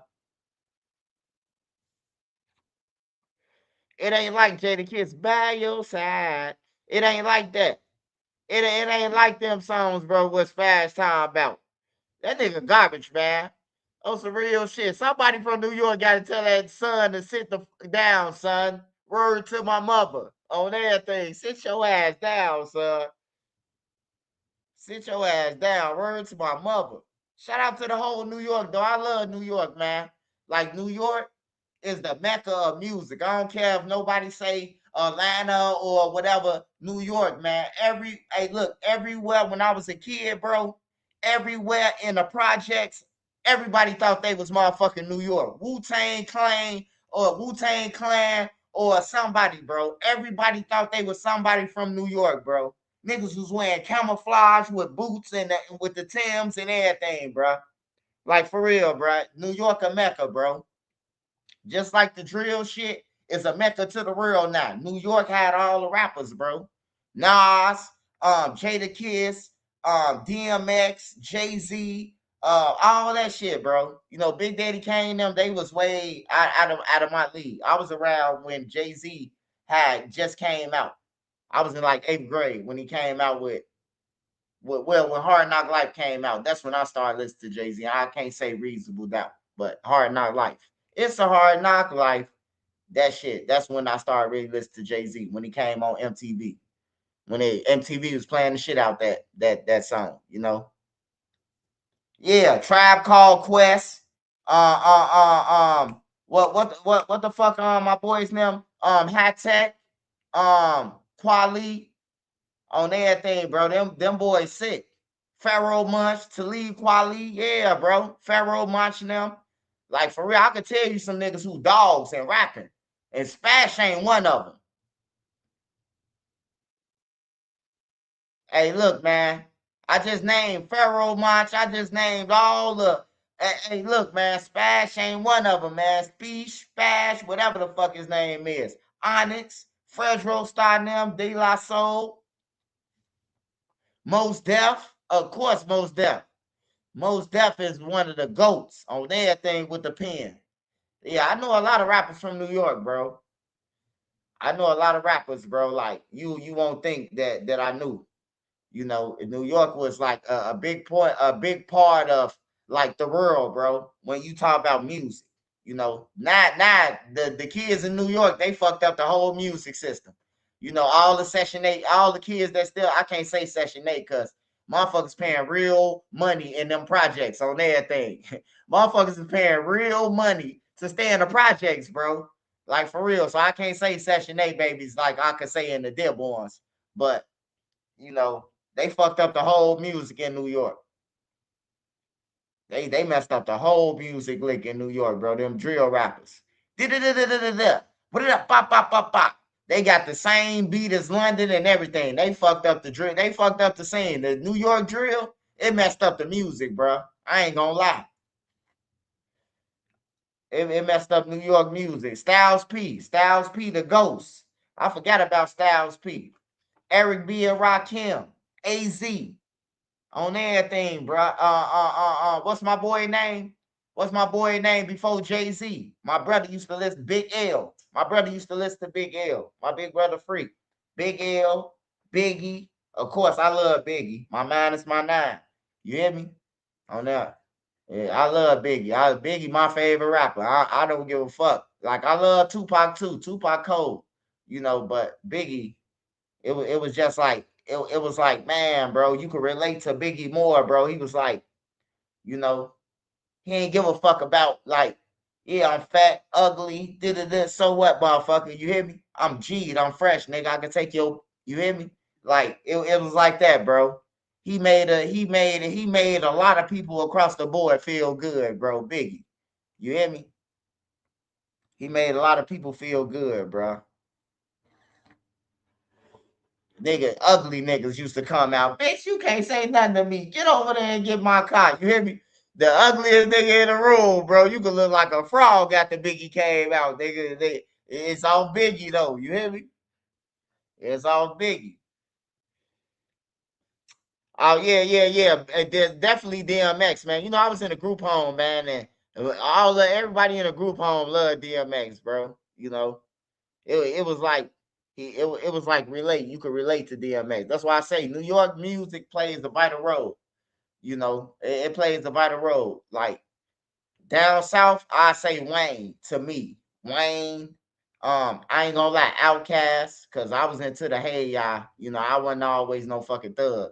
So I was around singing hey ya. I was when that shit came out, I was singing it, dancing it with the white girls and that motherfucking thing. You hear me? I ain't gonna lie to you. But times change and so do people too. You hear me? And that's just all to it. T.I. dope. T.I. dope down south. Can't take nothing from them. I remember seeing Scarface when I was a kid at Ellis Park. Scarface, Jay Prince, Bushwick Bill, the little motherfucker. They was all out there. It was all out there. All the GDs was out there. I was bad as hell. I was running through. Hey man, you can't be over here, man. We having a function. Oh, I was bad to the motherfucker. They was in Ellis Park, bro. I never forget it. Motherfucker like, man, what your bad ass doing, bro? Oh, some real shit. Bro, I'm over here. Nigga, I'm trying to see motherfucker what's going on. You hear me?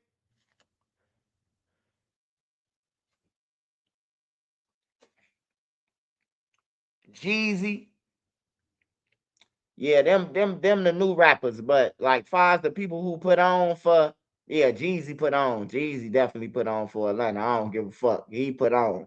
Jeezy came and he came around the Wayne era. When Wayne was destroying motherfuckers, Jeezy was still going strong on everything. Him, Gucci, all them. They was going strong. Even though we ain't know what Gucci was saying the whole time, because a motherfucker still can't tell me what Gucci said on I'ma Stop.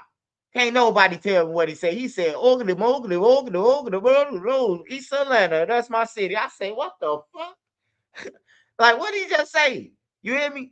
Man, I was in the crib one day and I told the kids, man, if y'all could tell me what Gucci Man said on I'ma Stop, I got $100 for y'all. Oh, they can't tell me what he said, man. Can't nobody tell me. If you talking about Hogley Mowgli, man, that ain't no damn word, brother. You hear me? That ain't no damn word at all, bro. Like for real, bro. Listen to that old Gucci. You ain't gonna know what the fuck he talking about, but everybody rapping this shit. That's how you know everybody was off drugs, man. KRS, one of the greats. Who tweaking? Who don't know KRS one of the greats, bro? Man, I'm talking about the new scene, bro. You just hear me name AZ, Big L, Big E, and all them. Where you come from, bro? Your time must have glitched, brother. Yeah, that's what motherfucking Gucci be rapping about. Listen to I'ma Stop. You will see what I'm talking about.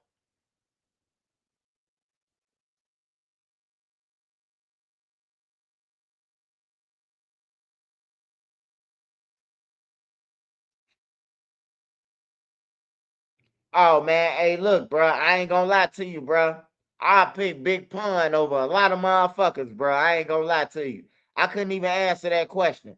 If I was on like Joe Budden podcast or Breakfast Club and they asked me like between a lot of people, bro, you got hey look, it used to be on Bust Down Radio, bro, at nighttime on Bust Down Radio. They playing all the music, cursing music. You hear me? Hey, somebody on here know BD Radio. They know what I'm talking about. On 67 and Parnell, they used to have it on. It was called Bust Down Radio. And man, I heard this verse from Pine, bro, off the Biggie beat. It was off a Biggie beat, bro. And it was Pine. Pine went crazy on that bitch. I say, yeah, Pine one of the tops. He one of the coldest, bro. Like for real, I pick Pine over a lot of people, bro. I used to listen to Big Pun too. Like this one they had this one. It was like mixtapes going at people like K Slay and them. I don't know if y'all remember the mixtapes and shit. They used to have mixtapes. D Block versus 50 Cent and them, G Unit. Um Rockefeller versus I don't know if y'all was around during this time what I'm talking about, bro, but they had literally DVDs, bro. This one Smack DVD was hot then. Like Smack was hot, bro. Everybody wanted to get on Smack. Smack was like becoming the Zach TV on everything, bro. But it was bigger than that. But that's how Smack was. I remember when Smack was hot. You know what I'm talking about, like on fire. Hell yeah, I had all them Sparks on everything. Benny Siegel versus Jada Kiss. That's the only person that I say that him and Kiss ran neck to neck, bro, on them songs, bro. But then Benny did say some shit that'll make you be like, damn, Kiss, like, shit. You know. Hey, it was about talent back then, bro. It ain't about talent no more. It ain't about bars no more, bro. It ain't about none of that shit, bro. Long as you can make somebody dance, like old girl, she got a song. It's a hit song, but it go yard back and get that money fast, spin that shit. And you got these goof ass niggas going to spin it too. Like y'all messing it up, bruh. Y'all messing it up for the ain't gonna be no real women. If you got a sucker who could just hit the bank and then he going to buy a go yard bag, man, and shit like that, you ain't gonna have no household, man. For real. You trying to get your wife in order, and then you got a nigga who offering go yard bags and shit. That's just party music. It's not supposed to be taken that serious. Hey, I know it ain't supposed to be taken that serious, but hey, look, man. Hey, music influence, man. For real. Music is a big influence. So if you got daughters and shit, and hey, look, I respect Cardi. Cardi changed up music. If you ain't pay attention, Cardi changed up music a lot. Like she changed it up a lot, bro. Like I'm proud of Cardi, bro, because she's starting to see that she got kids that's growing up too. Her daughters. You don't want your daughters involved with that shit, you know. Soft ass dudes that listen to tough music outside unless they was ready to get checked. Oh yeah, Fab, but not over Kiss. I ain't gonna lie. Hey, my brother Freak, right? I was locked up in Shawnee. And me and 112, we was talking to him on the phone and shit. And he told us, he like, man, I need y'all to download this music. I need y'all to listen to this. And we like, what? He like, man, download Freddie versus Jason, the whole tape on everything, bruh. I'm like, man, I ain't finna spend my motherfucking money on no motherfucking Freddie versus Jason. No woo woo woo. I'm telling you, that's a classic, bro. Freddie versus Jason, bro. Y'all gotta listen to that. Jada Kiss and Fab, bro. They going bar for bar, back and forth on everything. They going crazy, bro. Y'all gotta hear that shit, bro. My big brother Freak told me to get that in jail, bro. That shit a classic. That shit is underrated, bro. And that's why I'm mad at Splash, because you got shit like Freddie versus Jason, bro. You gotta come through. Like Jada Kiss and them shit got Rough Riders Volume 1, Volume 2. Like Jada and them got a whole motherfucking catalog, dude. Before you try to come at a GOAT, Like for real, bro. Like for real. Before you come at Michael Jordan, you got to get the accolades before you could come to him, bro. And that's how I just feel about Jadakiss, bro. Before you come at Kiss, you gotta have a Freddie vs. Jason, bro. You gotta have a Rough Riders Volume 1, Volume 2. You gotta have shit like that's untouchable, bro. Like Kiss of Death. Yeah, you gotta have shit like that, bro. Like you just can't come in the game and say a bar on one song or two songs and think we supposed to respect your ass. Like hell no. On some real shit, bro. And I ain't even from New York. I just think it's disrespectful, bro, to anybody to even come at Kiss, bro. Like for real, bro. Like for real, bro. Kiss, like the coldest, bro. Like if you ask me, bro, if you really want to know, people be talking about some Chief Keef. People be talking about Pac-Man. Hey, look, bro. If you want to say who started drill, if you want to ask me, Jadakiss now. They been talking about they sitting on the roof with them 30-30s out. They been talking about riding around with packs with a Mac in it. You hear me? Like they been talking about shooting niggas down and shit in they raps, bro. So for us to just say a motherfucker made drill, Jadakiss now been talking about drills, man. Like let's just be real. If we gonna be real, y'all. Hey, look, I tell people this all the time. They talking about who started drill, D Block on everything, bro. D Block, Jadakiss, Styles P, and what's her name, bro? They started it, bro. They been rapping about guns, Uzis, and Tech Nines and every motherfucking thing, bro. They been doing it. I'm just saying, bro. If you ask me, like motherfuckers be arguing about drill and shit, yeah, J Hood. Oh, J Hood, who used to be with D Block. That's what I'm talking about. I'm talking about them. D Block really started. So if you really want to say drill started in Yonkers, if you ask me, because them the first people I heard saying they sitting on the roof with 30-30s and shit on everything. They been saying that we got the shit that the government got. They been rapping about the feds and everything. Jail, niggas getting stabbed on the yard. They been rapping about it, man. Let's just be real. Like for real. They're the first people I heard say that shit though. All that like that gangster grimy shit. Like that's why Kiss them. It don't matter how much money they made or like how people made millions of dollars in the game, bro. The Kiss them is the streets, bro. Ask anybody from the streets, from the trenches. They could go to the trenches with their jewelry on, man, and ain't nobody gonna do shit to Kiss them, bro. They could come to Chicago, bro, and be in the trenches. Ain't nobody gonna rob them, bro. I swear to God, bro. Like for real. That's how much trenches like, bro. That's Jadakiss. On my mama. This you done got me through bids. You done get you know what I'm talking about, like all type of shit, bro. For real. 3-6 started drill. Man, I used to listen to 3-6 Mafia back then too. This, that, ho. Let me see you. Yeah, you already know what to say, man. You hear me? I used to listen to 3-6 Mafia too. Project Pat is down for his crown, man. I used to listen to all that shit, bro. I love music, bro. I listen to rock and roll, Smashing Pumpkins. Hey, did they come on? Smashing Pumpkins already played Rolling Loud. Shit. I can watch it. Damn. Yeah. Hey, look, I might play around, bro. I ain't gonna lie to you. Don't sleep on Cameron either, bro.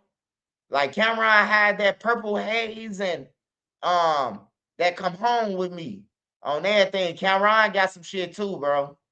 Like even though I be playing with him though, cause he the first one came out with the Laffy Taffy rap. He said, you could call me Friendstone. That means I'm friends with Fred. That's the Laffy Taffy. Girls say I'm Taffy Dappy. Got me yappy. Range Rover, Laffy Taffy. Killer. Oh, he the first one came with that Laffy Taffy rap shit. And then everybody else, now everybody else getting rich off of it. But Cameron was the first motherfucker who came with the Laffy Taffy rap, bro. Visa. You got a visa. You can't be YB, dog. You need a visa. Come on, Chief some reefer. We eating on pizza. I'm talking Little Caesar. You know what I'm talking about? Like, he the first one came with that bullshit. I blame Cameron for that shit. He came with that shit, and everybody getting rich off that shit now. Joel Santana, yeah, she'll say I'm holy moly. Oh, that thing. That hey, he the first one came with that shit and made it cool, bro. Now everybody getting away with saying anything. Like you can say anything now in the rap. And motherfucker be like, damn, he got off. Yeah, Cameron, I used to listen to him too. I used to listen to Cameron. He was on the well, he was with Rockefeller at the time, Dipset Rockefeller. You know, Lil Wayne, them all them was together, really. I Can't Feel My Face and all that shit. They was all really together. And then you had Jada Kiss and them, they was on their own. They was going at whoever. Whoever wanted to smoke with D Block, bro. Like they going at whoever. They going at whoever, bro. I miss music like that, bro. Well, you ain't gotta die about this shit, bro. Bro, you know how many niggas died when Jay-Z made Ether and I mean when Nas made Ether and Jay-Z made Takeover? Nobody. Who the fuck gonna kill? He killed you. He killed you, son. We ain't gotta kill you. He killed you, son. He bodied you, son. You hear me? You ain't gotta kill no motherfucker. He bodied you. You hear me? I wish we can go to that shit, bro. But you say something about somebody, these niggas sensitive. They win. They girls, bro. Like for real. I can't expect to say nothing gangster to a nigga with a bonnet on. I expect you to say some weird ass shit to me. You got on a bonnet. You hear me?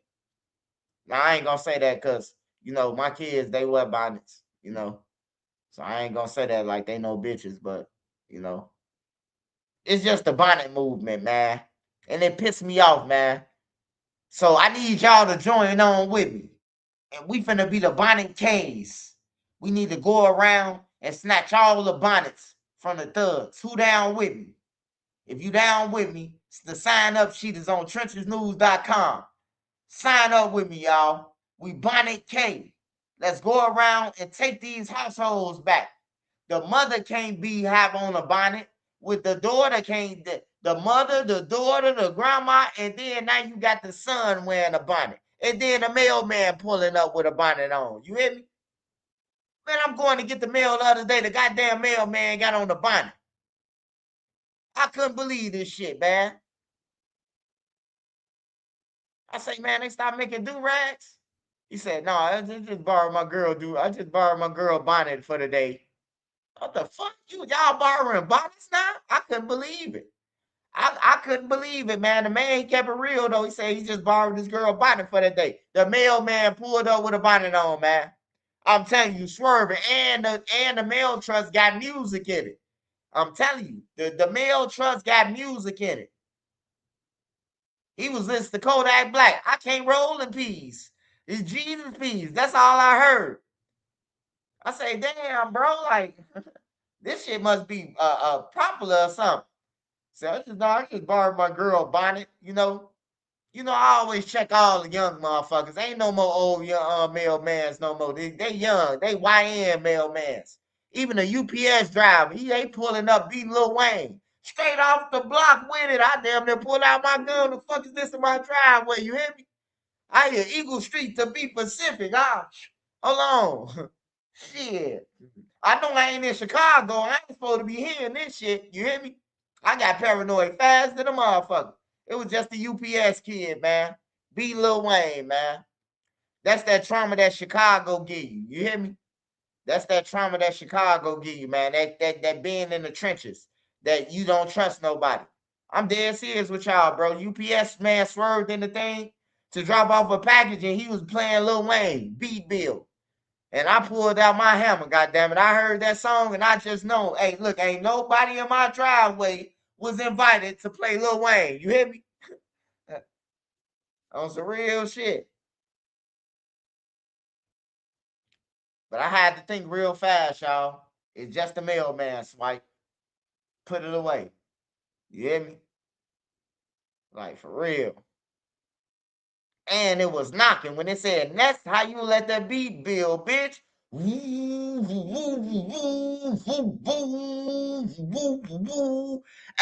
that's what made me pull out the gun, man. When I heard the sounds to it. Y'all know the song, and that's how you let the beat build, bitch. And it just you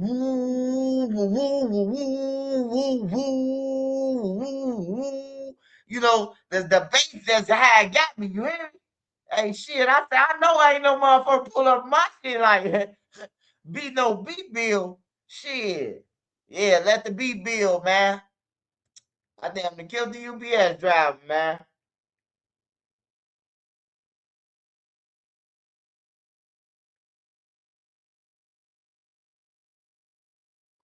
Yeah, though, man.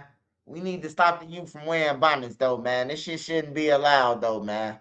If you got kids wearing bonnet in your household, when they go to sleep, snatch that motherfucker, man. Hide it.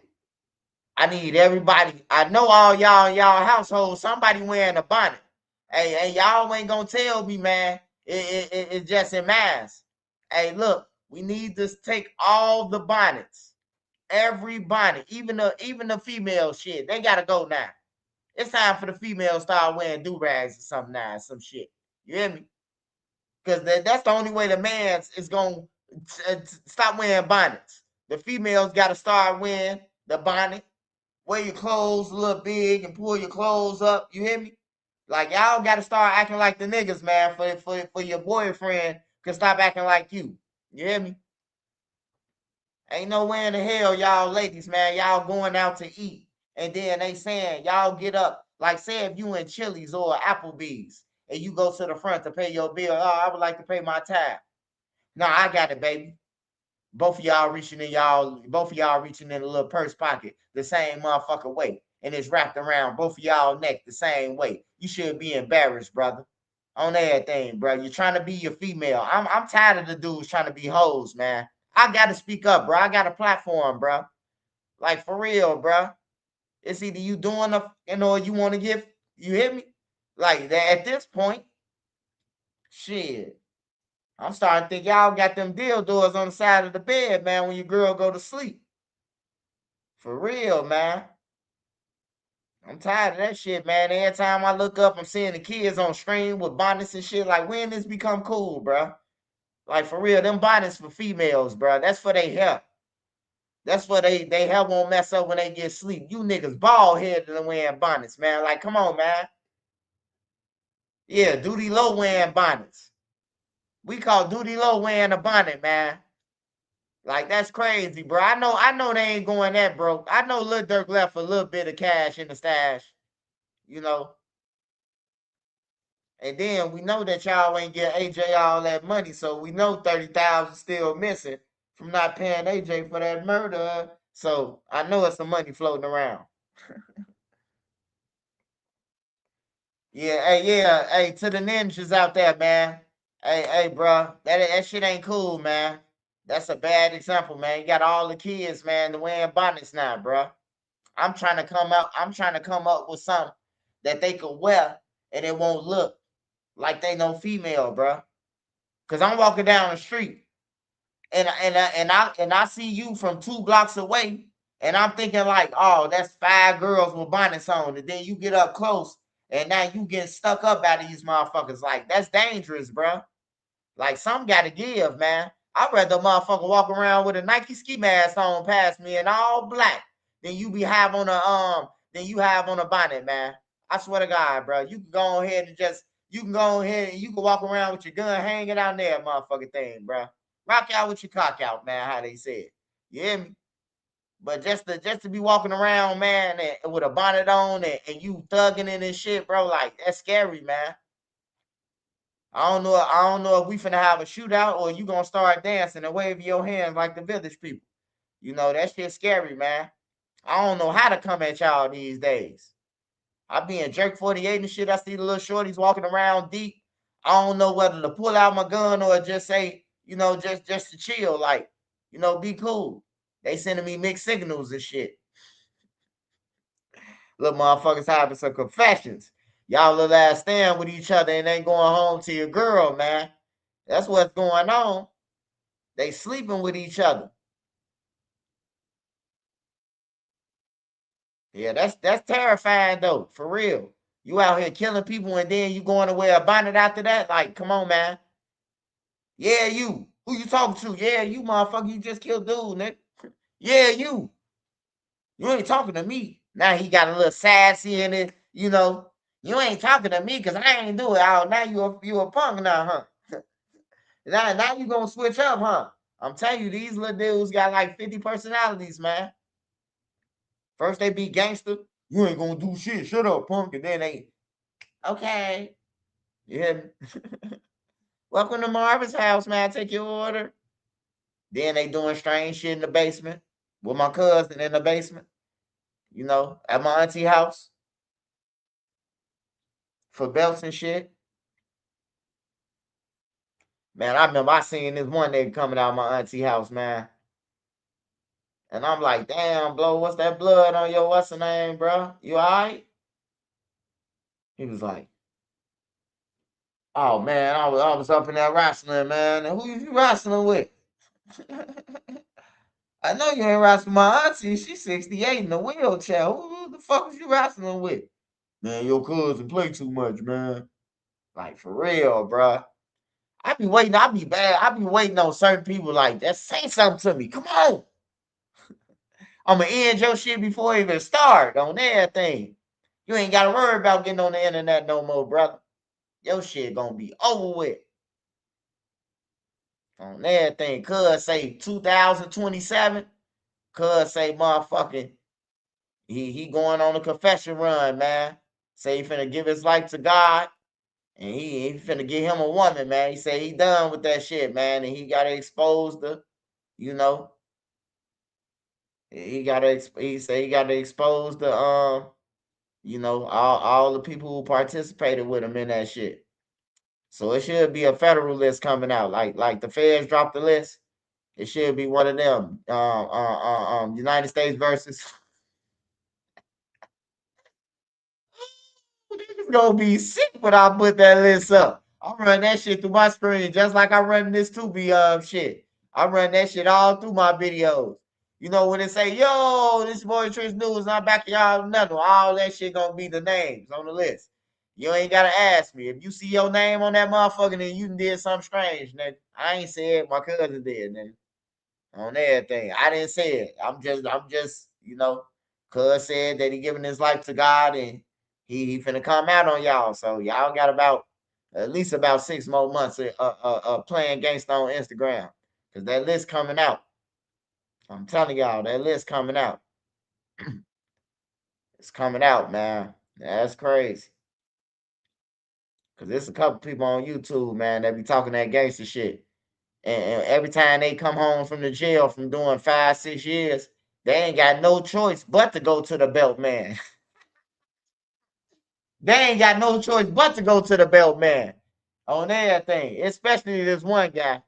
He always locked up. He ain't got no choice but to go to the belt man. And if the belt man ain't answering, he going to a fat bitch. He going to anybody who will let him open the door for his ass, his bomb ass. On everything. Him too. He on that list too. It's about three people from Duck neighborhood on that motherfucker. Well, it was 5, but 2 of them dead, so I can't talk about the deceased.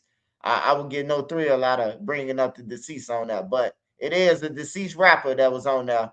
You know what I'm talking about. He done got 2 Gucci belts, and he got the sauce for the scam and shit for the bank accounts on everything in exchange. In exchange, he did something strange for some change. You hear me? Face diaper and a bonnet.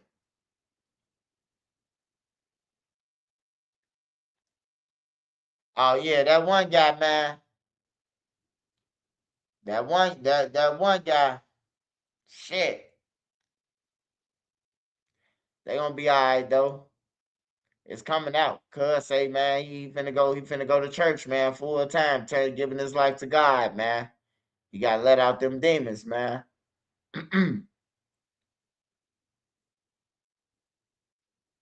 I was gonna let him go on DJU. since DJU know how to relate to all he know how to relate to that community, you know, since he a part of it. But yeah. They say DJU part of it. Who said that? Hey, don't be playing with my boy like that, man. Who said that? Yeah, I was gonna let DJU interview my cousin though, cause you know DJU, you know he had his all time greatness when he covered them stories. You know, it looked like he be flirting and shit with him. So, you know, we can get my cousin can blow up potentially. You know, DJU be asking them what they live at and shit.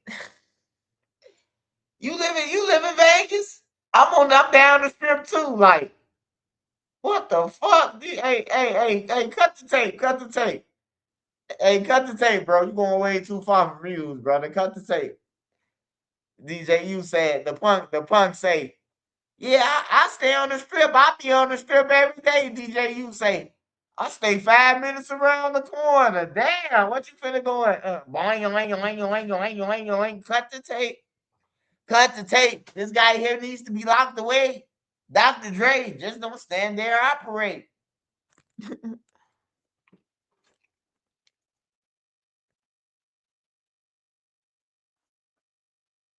Yeah, though.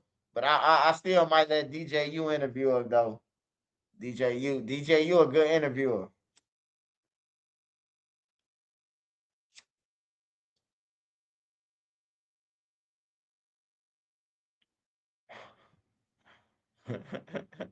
He said crime a passion out of pocket.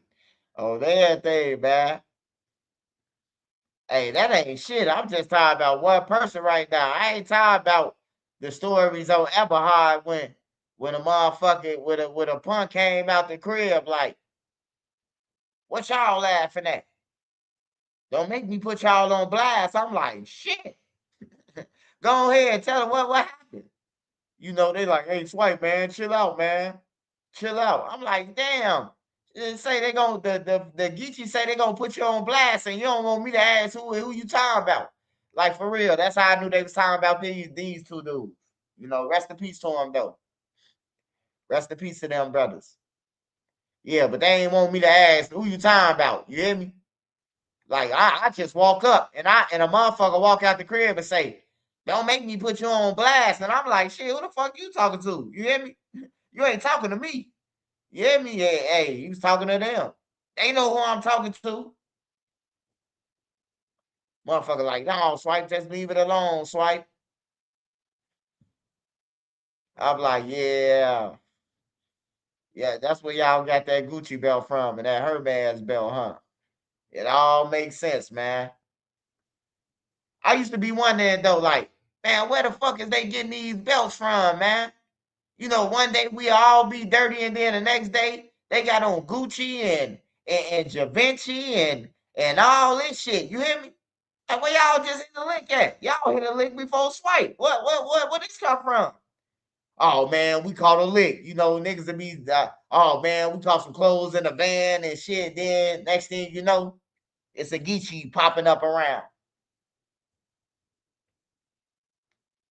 All of a sudden, that niggas got cell phones and you know what I'm talking about? Like, I watched it change, bro. I watched it.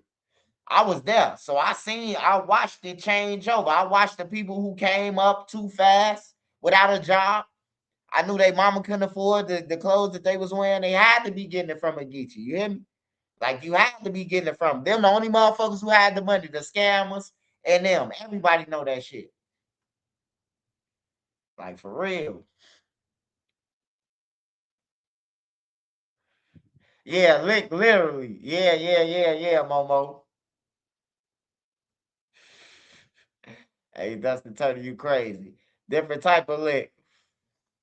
Yeah, they had all the shit back then in the drill scene, bro. So, you know, some people mama couldn't afford it. And that's how they got it. Some people had females that was thieves that was stealing that shit for them. You know, like they had the Kayla B's, King Von's sister. She was a top thief. I'm talking about Kayla B used to have a car full of shit. She pulled up on Rose one day, got damn it, $20,000 worth of clothes, bro. She didn't hit, goddamn it, Hollister, goddamn it, what's the other shit called? Aeropostale. Man, she hitting all the stores. You got the Kayla B's that's in the hood, that's, supplying the gang members with clothes for the low. But then you got the Gisnichis who buying shit that the real shit, the Gucci. You know what I'm talking about? The shit that that the thugs can't afford or they parents. So somebody had to buy this shit. And they ain't robbed nobody because the law ain't riding around looking for them. So, last option. Yeah, Amber, yeah, that shit. She used to have all that shit, bro. Kayla B was one of the top thieves, man. And then you got a top thief in Oak Block. This girl was cold, bro. You get her $20, you got you a whole motherfucking Hollister outfit. Oh, that's how I got all my Hollister shit. She hit the hood, popped the trunk. I got something for you, swipe. And what size you wear? You hear me? Ooh. I got 3 outfits in your size. Give me $60. Like, for real. That was my come up. When I had a little fast come up on some clothes, she popping the trunk. Shit. One of T. Roy cousins. She cold at that shit. She was cold. She rich now off the shit now. She ain't got to do it no more. But Kayla B was cold in the motherfucker too. Kayla B was cold with that shit. The whole hood, Gyro City was G'd up. God damn it. For real.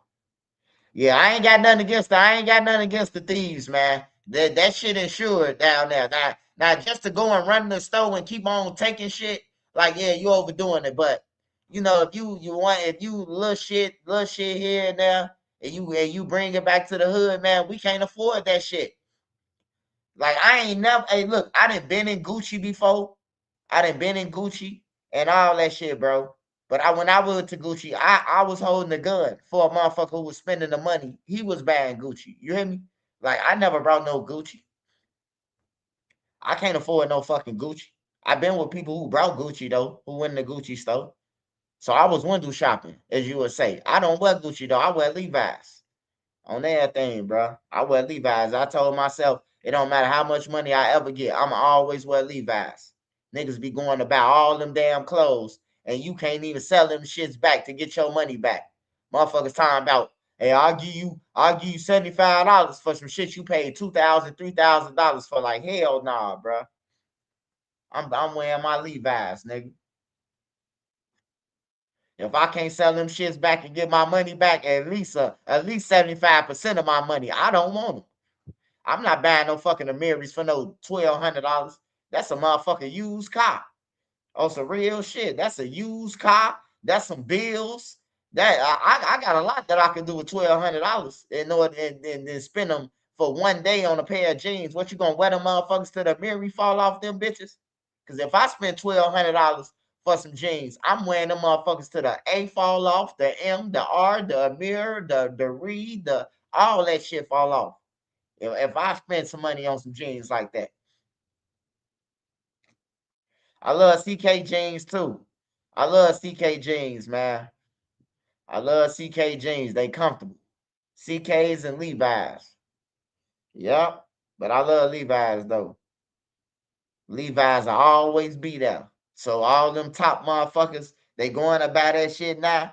If they come home from prison and lose it all, guess what?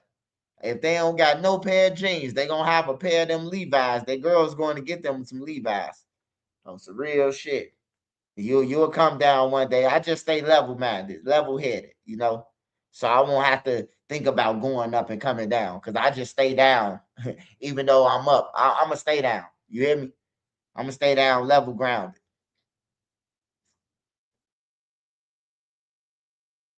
Hell yeah. Can't go wrong with some 7 jeans. What's them? How much they cost, brother? 7 jeans. It sound like it's too many 7s in that motherfucker. Sound like 77 off the back. And then when they hit that little button that they got in the store, the jeans, that's times 2. That's 145 plus the taxes and all that shit. That's about, it seems like them 7 jeans gonna cost at least about 165, my brother. And the math ain't mathing, my brother. That's 4 3 5s at the dispensary, my brother. I can get 3 pair of Levi's for that, brother. Especially if I use my code after ordering a lot of Levi's. Oh, you said they like $100? Man, I remember them South Pole days. I used to rock South Pole, all that shit, man. All that. Echo, Enichi. We had the best shit, man, back then. I think we had the best times, bro.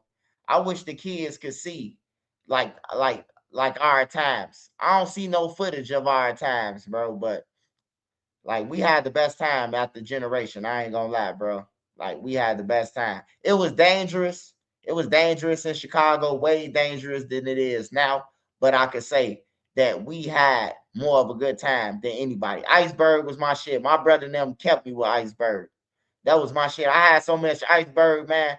The teachers started looking up my clothes in school, the white teachers. And then when I came to school with a different color Coogee on, the third Coogee sweater, the teacher say, "No, somebody selling some drugs." I say, "No, my brother here real estate. He own buildings. He own buildings in High Park and all that shit." They say, yeah, we're gonna have to take you to the front office, man. These sweaters cost $600 on everything, bro. Like they ain't like that shit out of my high school. They ain't like none of that shit. 8th grade high school, like they ain't. I think that's why they really wanted to start the uniform shit out there. Cause at first we ain't had no uniforms. You could wear anything that you wanted to. Then they started coming with 5 days, 4 days a week. You gotta wear these dicky pants and shit. Yeah, Iceberg was like Gucci. It'd be equivalent to like Gucci, Coogee, all that shit, bro. Like I remember my brother went in the store and for a Snoopy shirt. That motherfucker was $120 for a Snoopy shirt. Just a shirt. I'm like, damn, this shit expensive.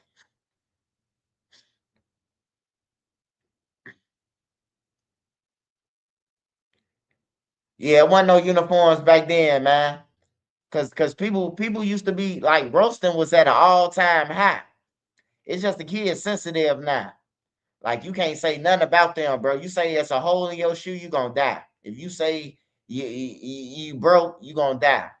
Like for real, bro. It's like you can't say nothing now. Like ain't no more joking, ain't no more. Like you can't even tell nobody no more. Like the world, it's so messed up. If you tell a person no, you ain't got it, bro. You might die. And they know you got it, and you telling them no, you might die.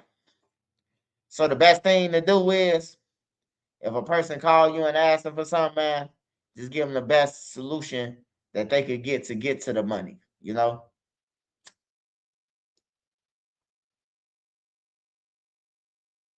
I love back in the 80s and 90s. Fashion, Guess jeans, cross colors, ice wash jeans.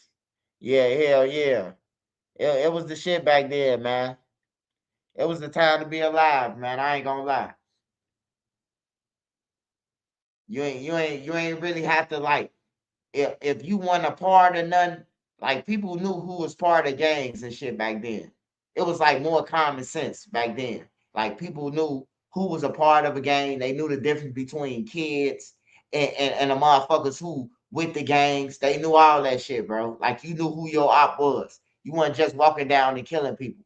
You weren't just robbing anybody. Cause if you rob an old lady or something like that, and she come to the building and say they just robbed me, your ass gonna have a pumpkin head. You hear me? You gonna have a PhD, pumpkin head deluxe. Like the gang members didn't play that shit. They ain't play none of that. You just robbed a civilian. You know we can all go to jail, right? And then they whoop you, black your eyes, and beat you. Like they was vicious with the beatings. The beatings was brutal. Like for real. They was the beatings was very like intense. Like I was a kid, bro. I seen the BDs knock out this guy teeth, all his teeth. He got a snatch out right now, like a old music player. He still be claiming that he BD. They beat him to death, woke him up, beat him again, knocked out all his teeth. You hear me? Like the violations was brutal then. But if a nigga knock out my teeth, like ain't no more. You even chip my teeth, bro. you might be upstairs. I ain't gonna lie to you. I take pride in my teeth, bro. Like my teeth shine, they white and shit like that. And for you to come along and to chip my teeth.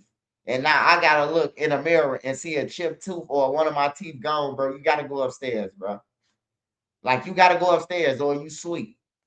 Or just stay away from me. Just stay away from me. Don't let me see you. Don't cross the same path.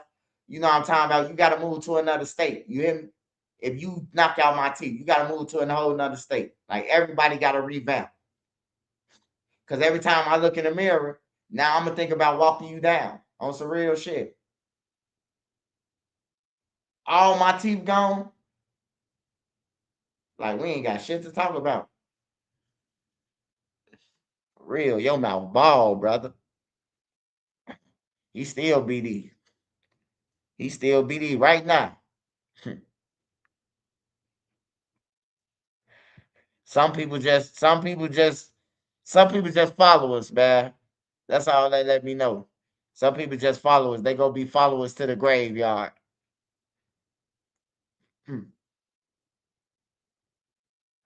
Yeah, man. When you chip your tooth or something like that, bro, you looking in the mirror, bro. Like one of my homies from No Limit, bro. He popped my other homie. My other homie was playing around and tripped him as he was coming up the stairs, bro. And he hit his tooth on the stairs, bro, and knocked his tooth out. He popped him. He ain't pop him right away, but he popped him like a couple of hours later on 79th, right by the liquor store. It was two liquor stores right across from each other on Kingston on 79th. One on one side of the street and one on the other side. And he walked up there. He was on the other side of the liquor store that you go in, the big liquor store. The food sell food too. They sell meats and shit, and they sell liquor and blunts and all that shit too. But he was coming out of there, and he was like, "Bro, I told your ass stop playing. You knocked out my teeth." He was like, "Man, don't worry." He was like, "Man, what, you ain't got no medical or nothing?" He popped him. Pow, popped him dead in the stomach. You hear me? He damn near died. People don't play about them teeth, man. Yeah, I love my teeth, man. I love looking in the mirror and smiling just to smile. Just to smile, bro. Like you just took my smile away, brother. You gotta go upstairs, man. You gotta go upstairs, bro. You gotta move away from me, bro. You just can't walk around every day. And I'm knowing that you done knocked out my motherfucking teeth. Like, I can't do it. And I ain't wearing no mask in the real world or none of that. Oh, it's a real shit. I shouldn't have to. I should be able to take off my mask and walk around freely and be able to smile around my family. And I ask my kids, what happened to your teeth? Like, hell no. New York did. That shit was weird to be claiming Chicago waves.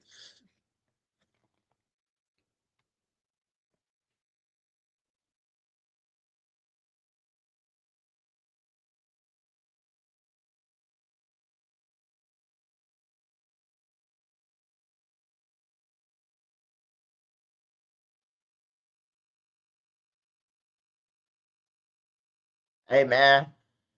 Hey, everybody ride everybody wave at the end of the day, man, because, you know, somebody had to influence somebody.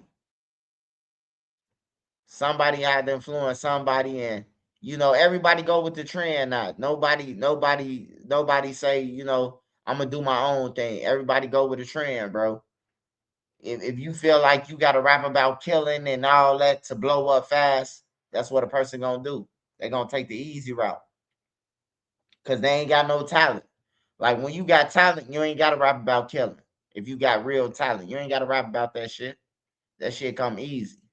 But when you ain't got no talent, you ain't got no choice but to hit this shit all day in your raps. Yeah, but it's just a trend, bro. Niggas just following trends, and you know, hopefully. Hey, look, I want to say something to the women, man. To the women in Chicago. I'm talking about the women in Chicago, man. I don't know if y'all been paying attention to the women, but I was watching CNN the other day. I was watching CNN and it came on my phone, and it was a lady from Chicago, is women being found in Chicago, y'all. I said it on my video about a week ago. I've been trying to say it like every other video or something, but it's a serial on the loose to the women. Y'all be safe out there. We don't know who it is. It could be an uncle. It's somebody cousin. It's somebody granddaddy. It's somebody father. It's somebody doing this shit. These females ain't ending up in the garbage. It was a female that ended up in the garbage on 54th and Union. Then it was another female. She got found on 60, 70 something, 60 something, 70 something.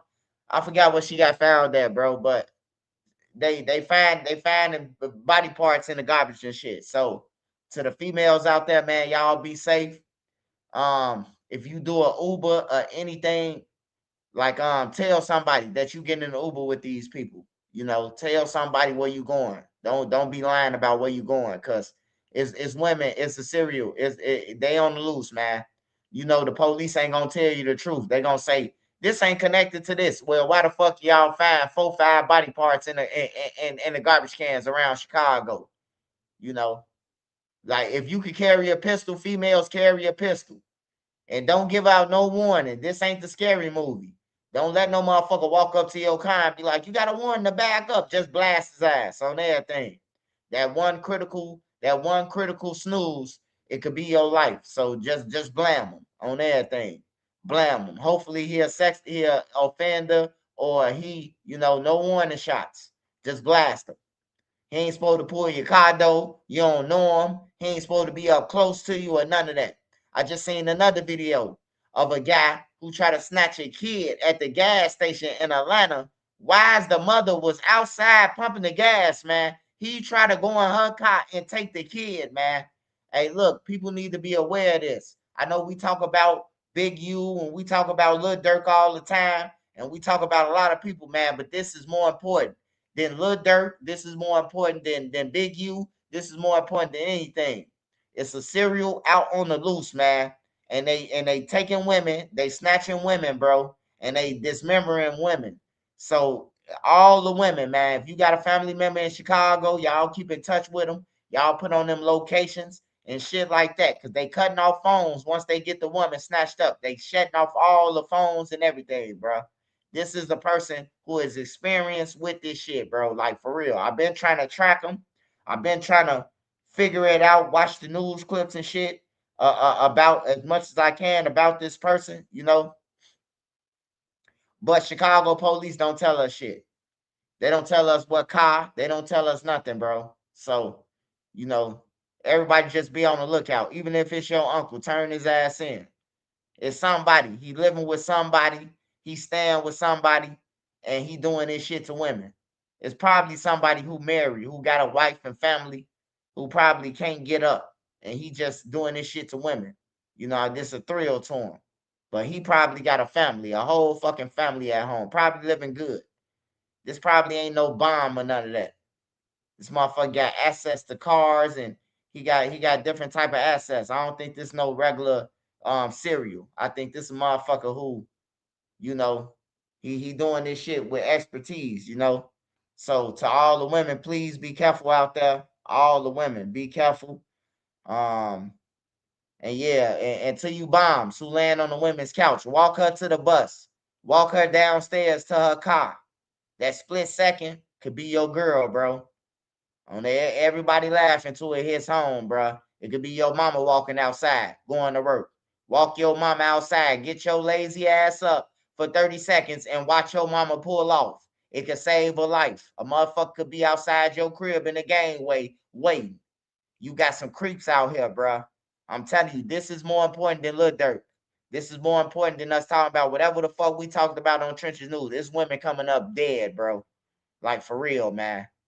And if you care about your sister, you care about your mama, you care about your aunties and shit like that, hey, somebody out there doing some shit. The police ain't telling us. So we gotta take this shit in our own hands. Somebody out their body. So why is you YNs riding around and shooting at everybody? Start looking for a motherfucker who creeping through gangways, who hanging around on blocks and shit. Cause y'all the only people who be outside with these motherfuckers all night of the hours. So I'm asking the YNs to keep your eyes open, not for your op, for a grown motherfucker who's snatching women. If you riding past and you see a woman yelling, y'all run towards that way with all y'all guns and unload them switches on his ass. I'm asking all the gang members to look out. We might not agree with each other. Y'all might hate Trenches News, but it's a motherfucker on the loose who's snatching women. I got nieces. I got nieces. I got aunties. I got all that shit. You know, females. I got friends, females. You know, so be on the lookout. All the thugs, man. It's an APB. It's a guy who's snatching females and he chopping them up, man. The police ain't telling us shit, and that's foul. You know, like that, it's foul, bro. We wouldn't know about the other girl if her family ain't called the news. If her friend wasn't no damn senator, we wouldn't know about Zenobia. We wouldn't have known about the other girl who body part got found in a fucking dumpster. You know, we wouldn't have known about it. It's people coming out. The garbage truck people reported it. Hold on. Matter of fact, yeah, you gotta protect these women, man. I don't care. You might get into a fight with them and shit like that. That's one thing. You might argue with your girl. You might argue with your baby mama. Y'all might fight and fuss and everything, bro. But when it comes to killing them and chopping them up for your sexual thrill, that's a whole nother level that is unacceptable. You hear me? That shit is unacceptable. Everybody argue, everybody fight, even the judges who sentence people for domestics. They be in domestic relationships and shit. You hear me? Like we just don't find out until one of them dead or something. Then we find out that the judge been in the whole domestic relationship, but he done sentenced 50 motherfuckers to prison within 30 days, you know? Let me see this.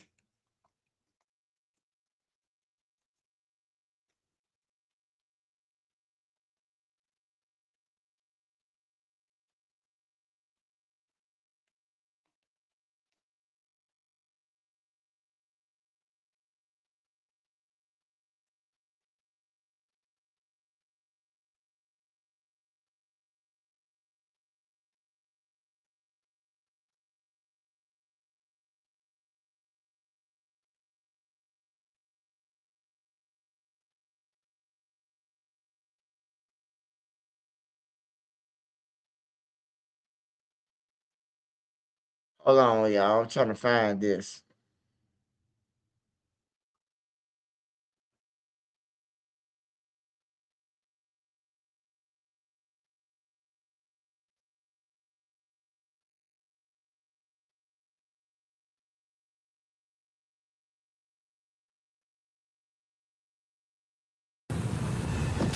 Power, speed, performance.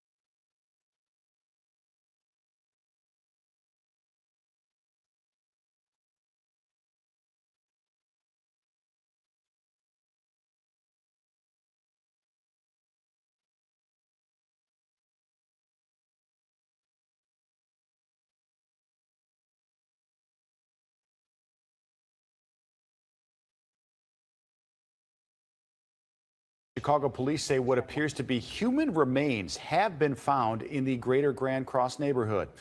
The remains were found in an alley in the Grand Crossing neighborhood in the 300 block of East 68th Street. That's near South Prairie. Tonight, detectives are investigating.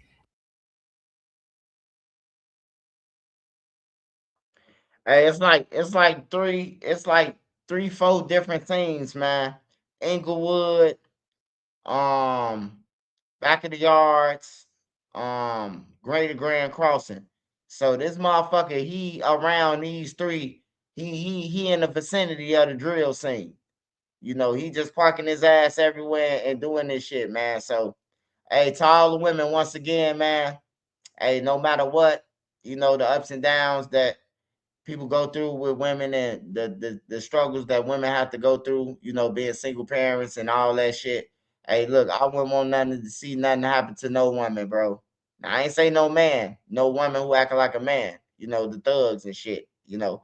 But I'm talking about the women, you know, the people who produce kids and all that shit. I wouldn't want to see nothing happen to y'all, man. So be on the lookout, man.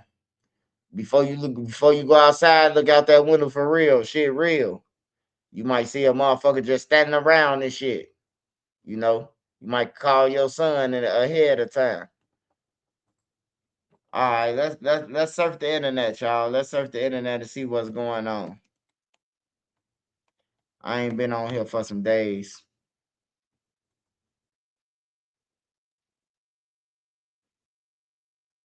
Yeah. 65th Ashland, all that shit. He around them areas, bro. And he's striking. He just striking this shit. Ain't no telling if he didn't kill people and just got their body parts just separate them. Ain't no tell how many victims and none of that. You know, the police don't ever tell us shit. So you really gotta pay attention on your own, and everybody gotta spread the information. You know, spread the information around, even if you not, you know, it ain't got nothing to do with you. It could be your relative though. Let's see what's up with Pooh Shiesty.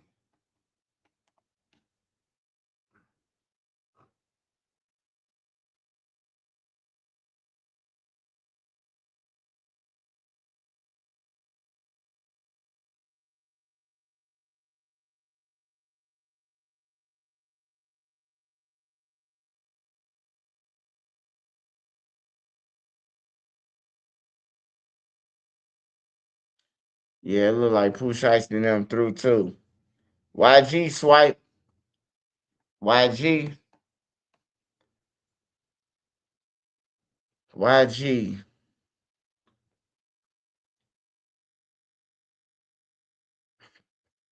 YG and the Bloods declare war on Drake. Wait, hold on, man.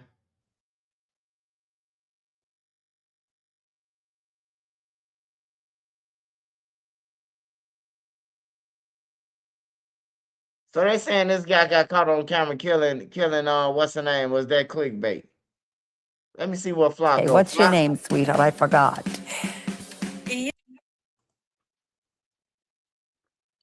Flocko better be careful, man. Hey, smash that like button, y'all. Smash that like button. Smash that like button, y'all. Smash that like button so this video can get around. Let me check out Flocko.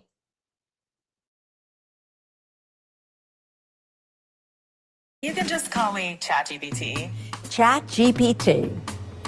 YG just made a dumbest mistake of his life last night. What he did last night is going to have horrifying implications on his life, lasting implications for a very long time.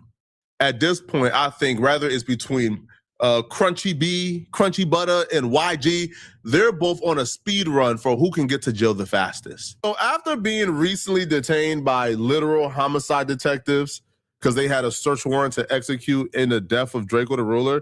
Now, you only get a search warrant if there's probable cause. So he knows he's being watched very closely and they're on his trail. So for him to do what he did last night, my only logical conclusion is that YG is trying to go to jail, or he's trying to get as many people in jail with him, because this makes no sense whatsoever. So here's where it starts. YG is perplexed, he's confused, he's befuddled, while content creators are taking an interest in the murder of Draco the Ruler. While content creators are covering Draco's security bodyguard, claiming that YG had a knife on him in a melee that led to Draco the Ruler dying. He's confused as to why content creators care about him being detained by the police for Draco the Ruler's death. He is confused, as if Draco the Ruler was not a popular rapper and he's not a popular rapper. So because he's confused, he now believes there's a concerted effort, right, to get him put in jail by content creators, and some big rapper he don't like is bankrolling everything. Now, as absurd as the idea might be, that the biggest artist in the world, a Pantheon great, would waste his time paying blogs to cover YG negative stories is crazy. As absurd as that might be, YG's response to that idea is even more absurd, okay? Now, YG reacted to Glasses Malone, who was somebody who I really respect, and his co-host essentially accusing the biggest artist in the world of being concerned about YG and paying blogs to run negative stories about him. This is the type. And see, this is the gangbang in me. He said, why don't we have 700 to 1,000 viewers here? Because it's not about Drake. I could kick us back in. You want me to? That's crazy. You want me to put 1,000 people in here? That's crazy. For him. He You needs want me the to put numbers. 1,000 people in here for him? What kind of statement is that? That's what I'm What's trying that to say. statement Like, trying what to kind of? prove? Like, what does the statement I say? don't You want get me it. to go? I got some things in my mind, cuz, that I didn't talk about. He wants to hear about Drake. Yeah. He I think, does. Is that the way he trying to get? Yeah, is that the niggas way You want he me to wants start hear? kicking cuz back in right now? Like, what is? Why don't? Like, I don't think y'all understand this. Cuz don't like when I kick his back in, because I'm not the rest of these. See, he can spend that money in YG life. He can spend that money at YG life. Let me tell you what his Mark ass is doing. He's spending money and financing Draco campaign, cuz, to try to his boy life and get him arrested because he mad about a battle. I've never watched a Glasses video or heard a hot take and thought Glasses is only saying this to go viral or he's cloud chasing. So I'm not going to start here. And I do reject the narrative from other people that Glasses is only saying this to go viral or he's saying this to cloud chase. Glasses is not the type, trust me, right? Which is why it's even more concerning. Which is why it's even more concerning to me, because I know who Glasses is. Glasses is serious when he says this. Like, Glasses really believes, he really in his heart believes this. And because he got love and care for everybody around him, especially where he's from, right? Especially Compton. Glasses have love for everybody. So because of this, he truly believes this. And he felt the need to actually say, because it was on his heart. I'm here to tell my big dog Glass, this is just, no. If I didn't know you better, big homie, I would say this is damn near schizophrenic level of paranoia and delusion. Drake ain't worried about YG, bruh. Drake ain't worried about YG. Trust me, bruh. YG just sold like 10,000 copies first week? If that, like, I think less, right? YG is not a factor. YG don't even move the needle in his own hometown. YG don't move the needle in LA County, music-wise. He don't move the needle. Why would Drake be worried about YG? YG ain't even a top 15 Drake op. Yo, do you understand that if Drake wanted to pay to run narratives on people, Drake is a billionaire. Do you understand Drake could do this to literally anybody he wants? Why would he choose to do it to YG? Like, as a matter of fact, I could probably name you about 10 people Drake would do it to before YG. Drake would run bad stories on Glasses Malone before he run it on YG. So this is just absurd. But here's the thing, though, and here's where I have to hold Glasses accountable. YG listened to every word Glasses said in this clip, every word. YG even began to try to imitate the same energy that Glasses brought. Because you're about to hear Glasses talk about pulling up to Drake's house, holding Drake accountable. There will be consequences, hell to pay. And YG attempted to imitate this energy, and it just went all bad for him. All right, it completely backfired. He started playing me like that because I swear to God, that little shot up and all that, I make his life horrible. All that living in out here, cuz that burnt up. See, the difference is, cuz, it's like real power. See, that's rented power. You rent it, you pay for it. Real power, cuz, is when it's actually real, when it's for you just for the measure. That part. You don't want me to start kicking cuz back in. You want me to start announcing to the world exactly what type of hoe ass doing. See, y'all be fans of cuz, and y'all want me to go. I'm not really tripping about, it's not an important topic, cuz. You wanted to do it. This ain't no conspiracy. This is a fact.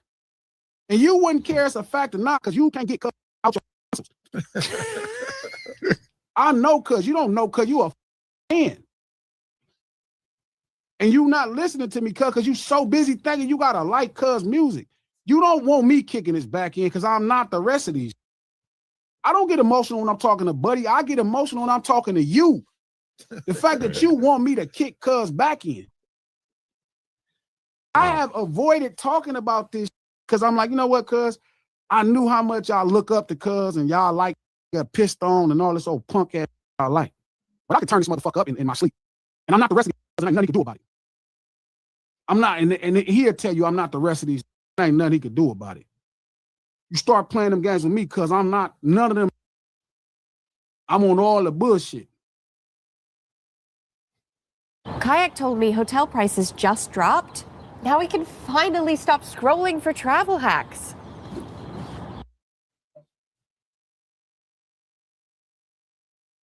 Now, this to me is the epitome of be careful of what you ask for. This is the epitome, because after Karen Civil tweeted this, it did get turned up. It went massively viral. Everybody began to share it. This was before YG responded back. See, people were like, hold on, like what? Like, why is this being discussed? No, bro, listen, there's not a soul that agreed with this outside of like a Kendrick Lamar super fan. Like, if you're not a Kendrick Lamar super fan and you're just a neutral, or even if you hate Drake. Man, I ain't gonna lie, man. I don't think Drake even paying attention to none of them niggas, man.